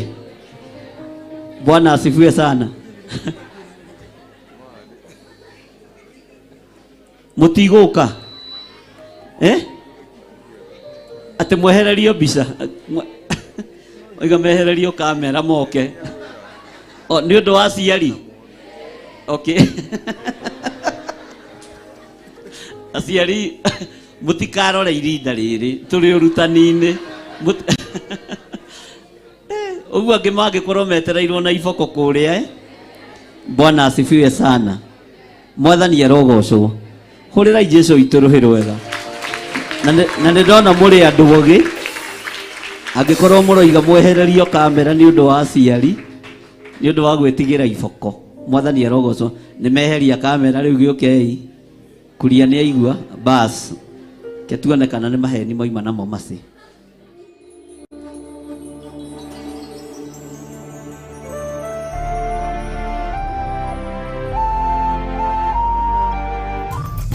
Theophilus TV, Murata wa Ngai.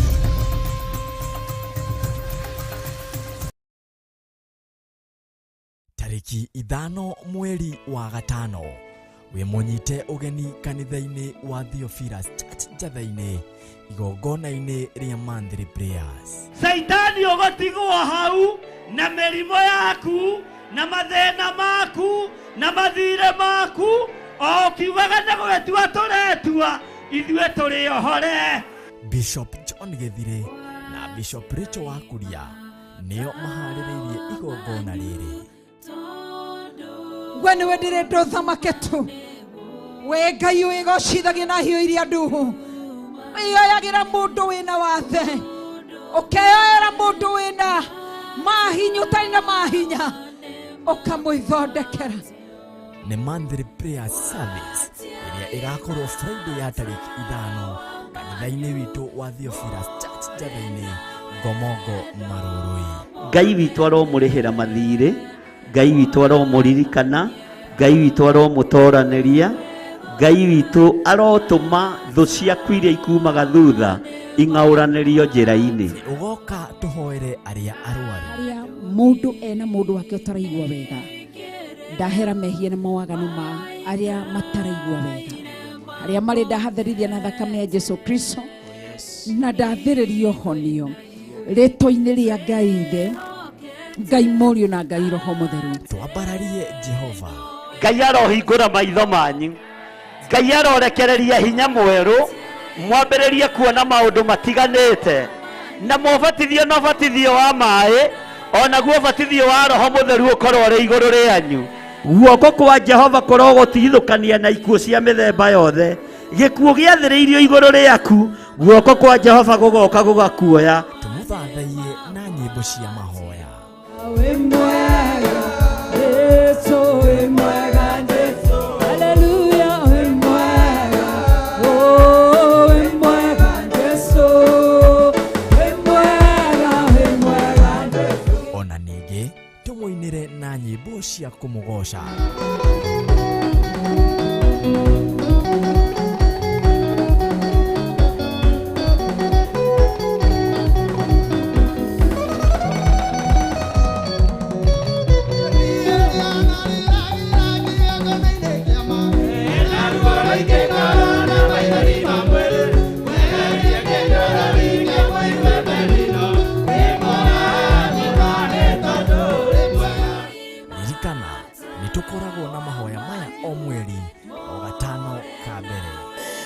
thaitha wega waku riba shekara makayandere mamasia. Nĩ tarĩki 5 mweri wa gatano kanitha-inĩ witũ wa Theophilus Church Njatha-inĩ Maroroi. Inyuothe mũrĩ anyite ũgeni.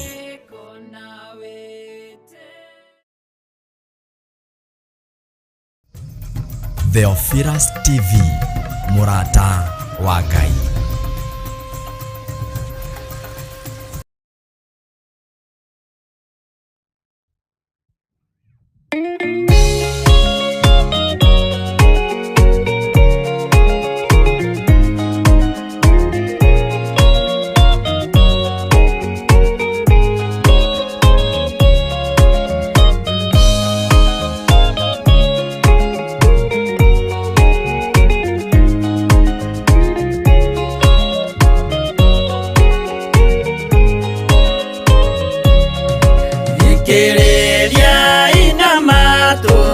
Mumenye na ngoro atĩ kĩgongona nĩkĩo kĩrutaga andũ arĩa nene na arĩa nini ũkombo-inĩ wa mehia na gĩakagwo bũrũri-inĩ wĩkĩrĩkanĩro. Kĩgongona gĩtũmaga andũ moime ũkombo-inĩ rĩrĩa makaĩra Ngai mamũng'etheire. Mũthĩnjĩri ũrĩa watũire bũrũri wa Kanani nĩwe waũrathimire na akĩwambũra. Iburahĩmu akĩrwo nĩ Jehova thiagake ithĩnjĩro kũu thĩyo yarĩ irathimo. Kĩgongona gĩtũmaga andũ moime ũkombo-inĩ rĩrĩa makaĩra Ngai mamũng'etheire.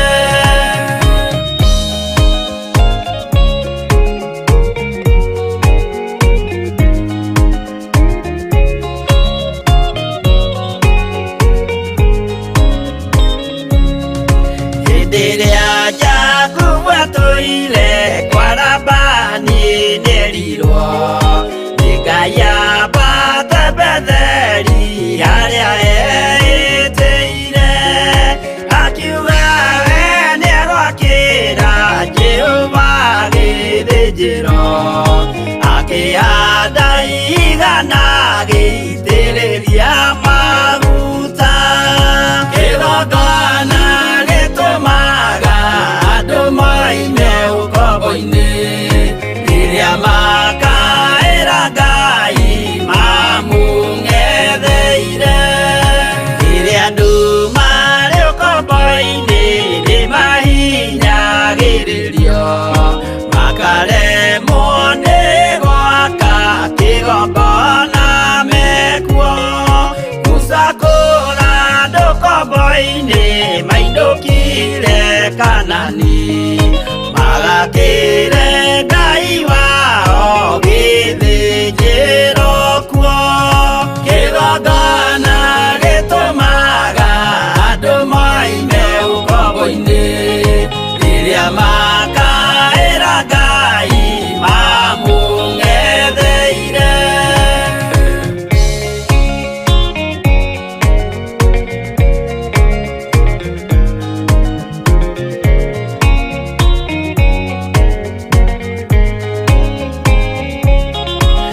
Jerusalemu yainagwo andũ othe magĩtahwo magĩtwarwo Babironi magĩtũũra kuo. Mĩaka 70 Ngai agĩconorithia Jerusalemu itũũra rĩake itheru. Kĩgongona gĩtũmaga andũ moime ũkombo-inĩ rĩrĩa makaĩra Ngai mamũng'etheire. Danieli akĩrĩra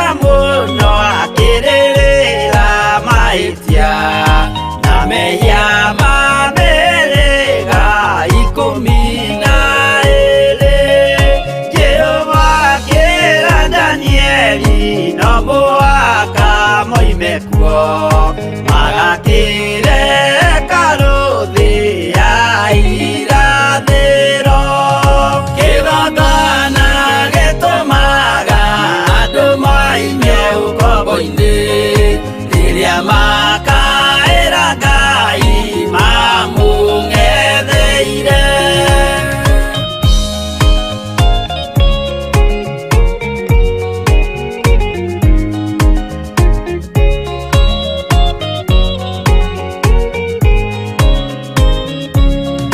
Mwathani witũ akorire ndũrĩrĩ cia thĩ yothe ituĩtwo ngombo cia mehia nĩ mũcukani akiuga nĩamaruta ũkombo-inĩ mambate bũrũri warĩa me muoyo ũrĩ irathimo kĩgongona gĩtũmaga andũ maime ũkombo-inĩ rĩrĩa makaĩra Ngai mamũng'etheire. Kũu nĩkuo rĩu ithuothe twakĩirwo gĩthĩnjĩro na kĩrĩkanĩro gitũ nĩkuo gĩikaraga. Arĩa meho na arĩa angĩ matarĩ maraciarwo Jesũ amerire nĩambata gwaka gĩikaro kĩgongona gĩtũmaga andũ maime ũkombo-inĩ rĩrĩa makaĩra Ngai mamũng'etheire. Kĩgongona gĩtũmaga andũ maime ũkombo-inĩ rĩrĩa makaĩra Ngai mamũng'etheire.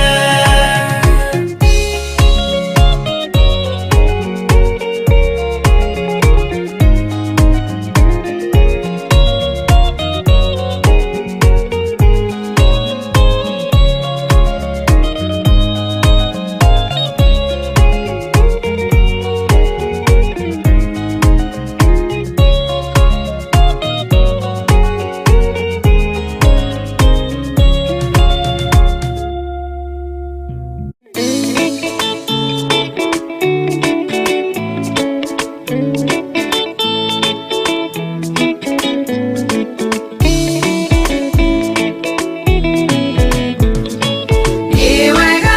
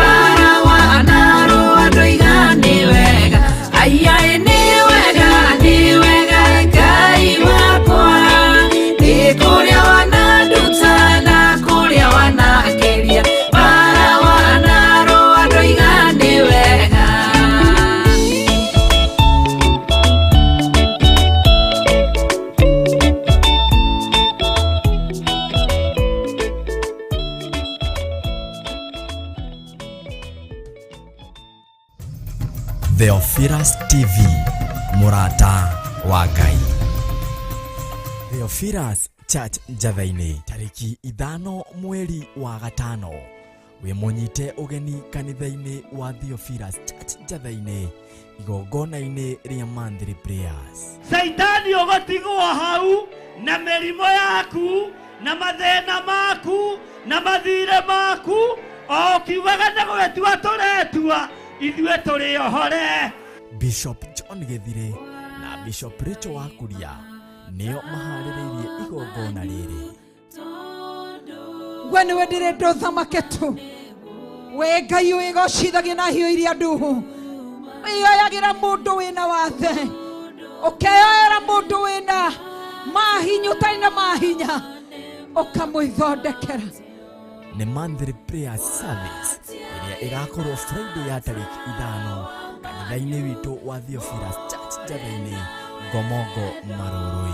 Ngai witũ aromũrĩhĩra mathirĩ, Ngai witũ aromũririkana, Ngai witũ aromũtoranĩria, Ngai witũ arotũma thũ ciaku iria ikumaga thutha ing'aũranĩrio njĩra-inĩ. Ũgoka tũhoere arĩa arwaru, Arĩa mũndũ ena mũndũ wake ũtaraigua wega, ndahera mehia na mawaganu ma arĩa mataraigua wega, arĩa marĩ ndahatherithia na thakame ya Jesu Kristo, na ndathĩrĩrio honio rĩtwa-inĩ rĩa Ngai Ithe, Ngai Mũriũ na Ngai Roho Mũtheru. twambararie Jehova.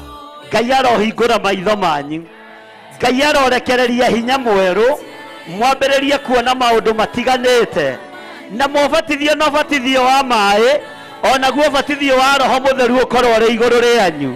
Guoko kwa Jehova kũrogũtigithũkania na ikuũ cia mĩthemba yothe, gĩkuũ gĩathĩrĩirio igũrũ rĩaku, guoko kwa Jehova gũgoka gũgakuoya. Tũmũthathaiye na nyĩmbo cia mahoya. We mwega, Yesu we mwega, Yesu, haleluya we mwega, oh we mwega, Yesu, we mwega, Yesu. Ona ningĩ tũmũinĩre na nyĩmbo cia kũmũgoca.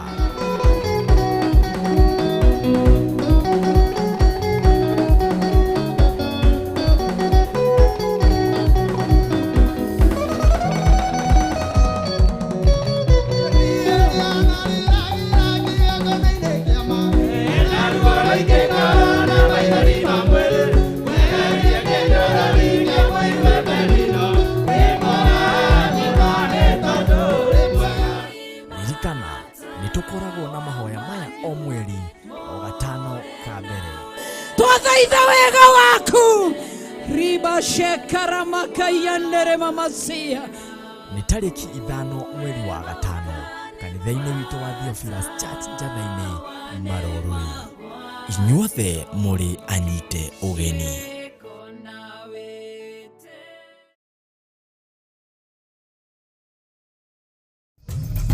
Theophilus TV, Murata wa Ngai.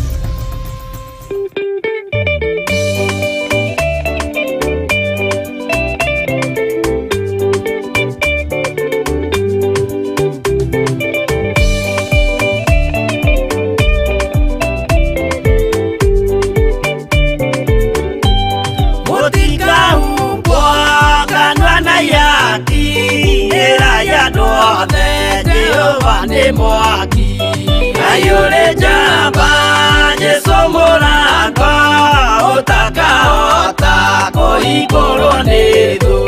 Ngai akanyũmba yothe kĩrĩka nĩamĩkĩrire mũrango rĩ hinya.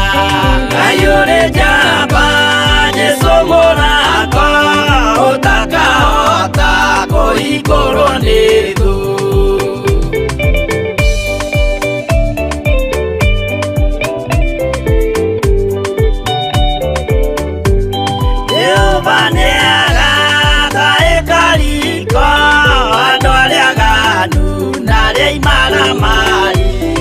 Ayure jamba Yesu Mũrango ũtakahota kũhingũrwo nĩ thũ. Hingũro cia thĩ ciĩtagwo ihaki na mũthamaki Jesũ ndagacioya. Ayure jamba Yesu Mũrango kũhingũrwo nĩ thũ.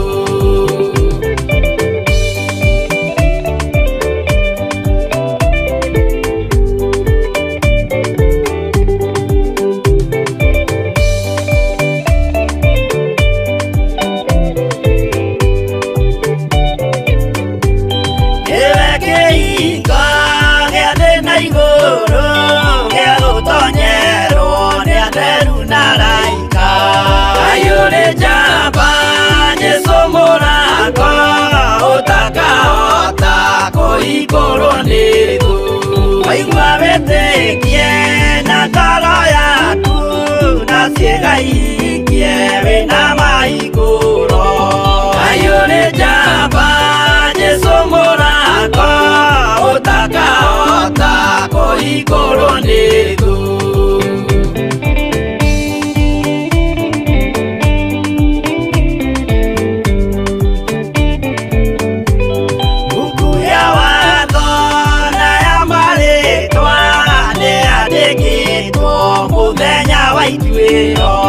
Kaĩ ũrĩ njamba Jesũ mũrango ũtakahota kũhingũrwo nĩ thũ. Wendani na tha na ũhoreri ciarathimĩirwo Jesũ nĩ ithe witũ. Kaĩ ũrĩ njamba Jesũ mũrango ũtakahota kũhingũrwo nĩ thũ.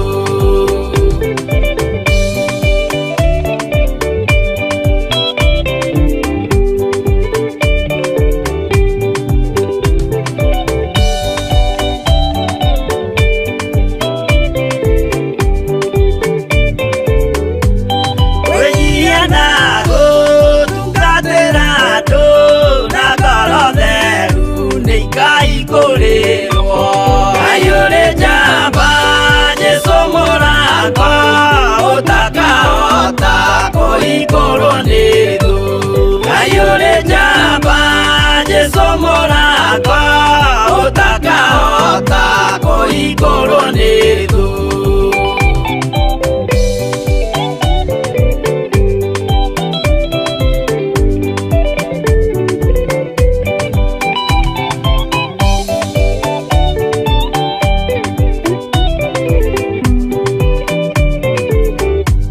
Kaĩ ũrĩ njamba Jesũ mũrango ũtakahota kũhingũrwo nĩ thũ.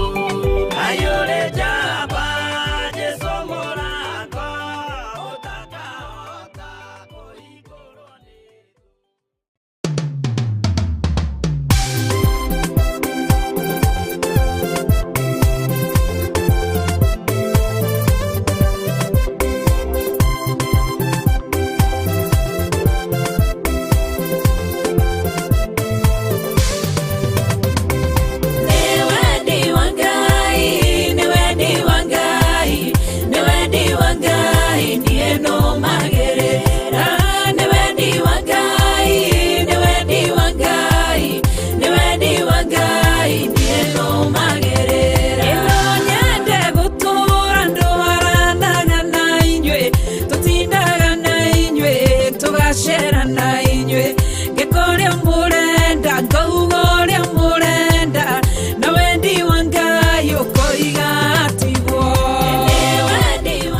Theophilus TV Murata. Abarari moko manyu na iguru.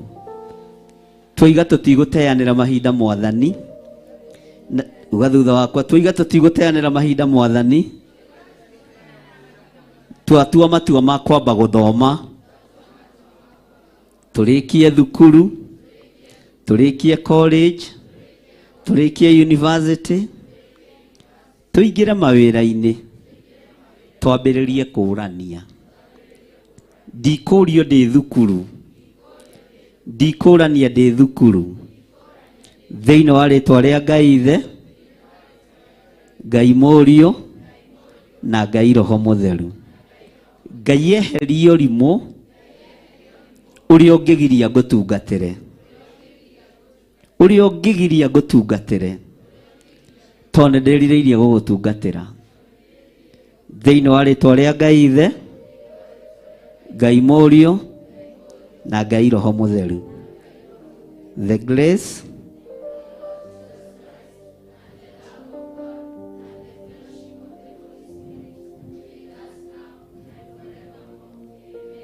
Amen. Wekelea mkono hapa. Abia Mungu Baba, chakula yenye nitakula, chakula yenye nitakula nimeikabidhi mikononi mwako, nimeikabidhi mikononi mwako katika jina la Yesu Kristo. Uweze kuibariki, uweze kuifanyia mambo mazuri, iweze kutumika kwa hii mwili yangu na iweze kunisaidia katika jina la Yesu Kristo. Nimeomba na hata kuamini, na hata nikienda kulala nimekataa ndoto baya ya shetani, nimekemea muofu shetani, ndoto zote za kutoka kusimu nimeikemea katika jina la Yesu Kristo. Katika jina la Yesu Kristo nimeomba na hata kuamini. Tuseme amen. Amen. Horera Yesu itorohero wega. Hallelujah. Na sasa utoke mahali huko, umake sure umesalimia watu wawili watatu. Bwana asifiwe. Naambiwa nje kunanyesha, so hamtatoka nje, chakula zitakuja mahali hapa, so tutakulia tu huko. Okay. Irio igiokaga ugeithia andu eri atatu umwe. Theophilus TV, Murata wa Ngai. Theophilus TV, Murata wa Ngai.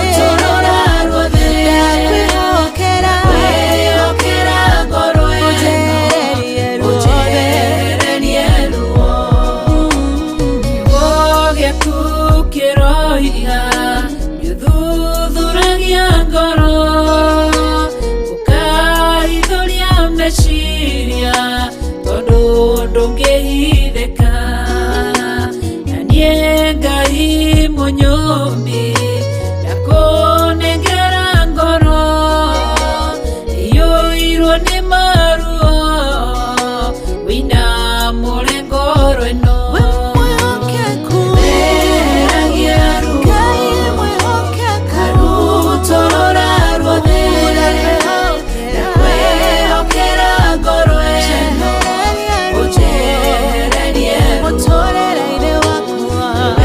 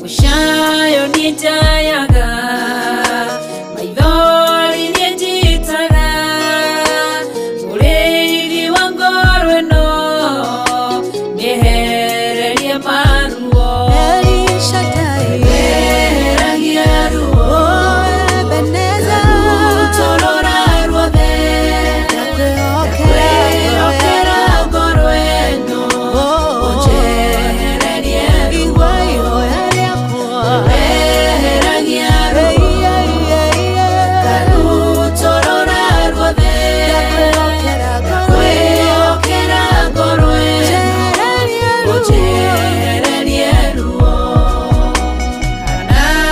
Panueli akwĩrwo nĩ mũthuriwe akĩgĩa ruo ngoro agĩthiĩ kĩgongona-inĩ ena ruo rwa ngoro ũkĩmũtirĩra gĩthithi kĩmwehereria ruo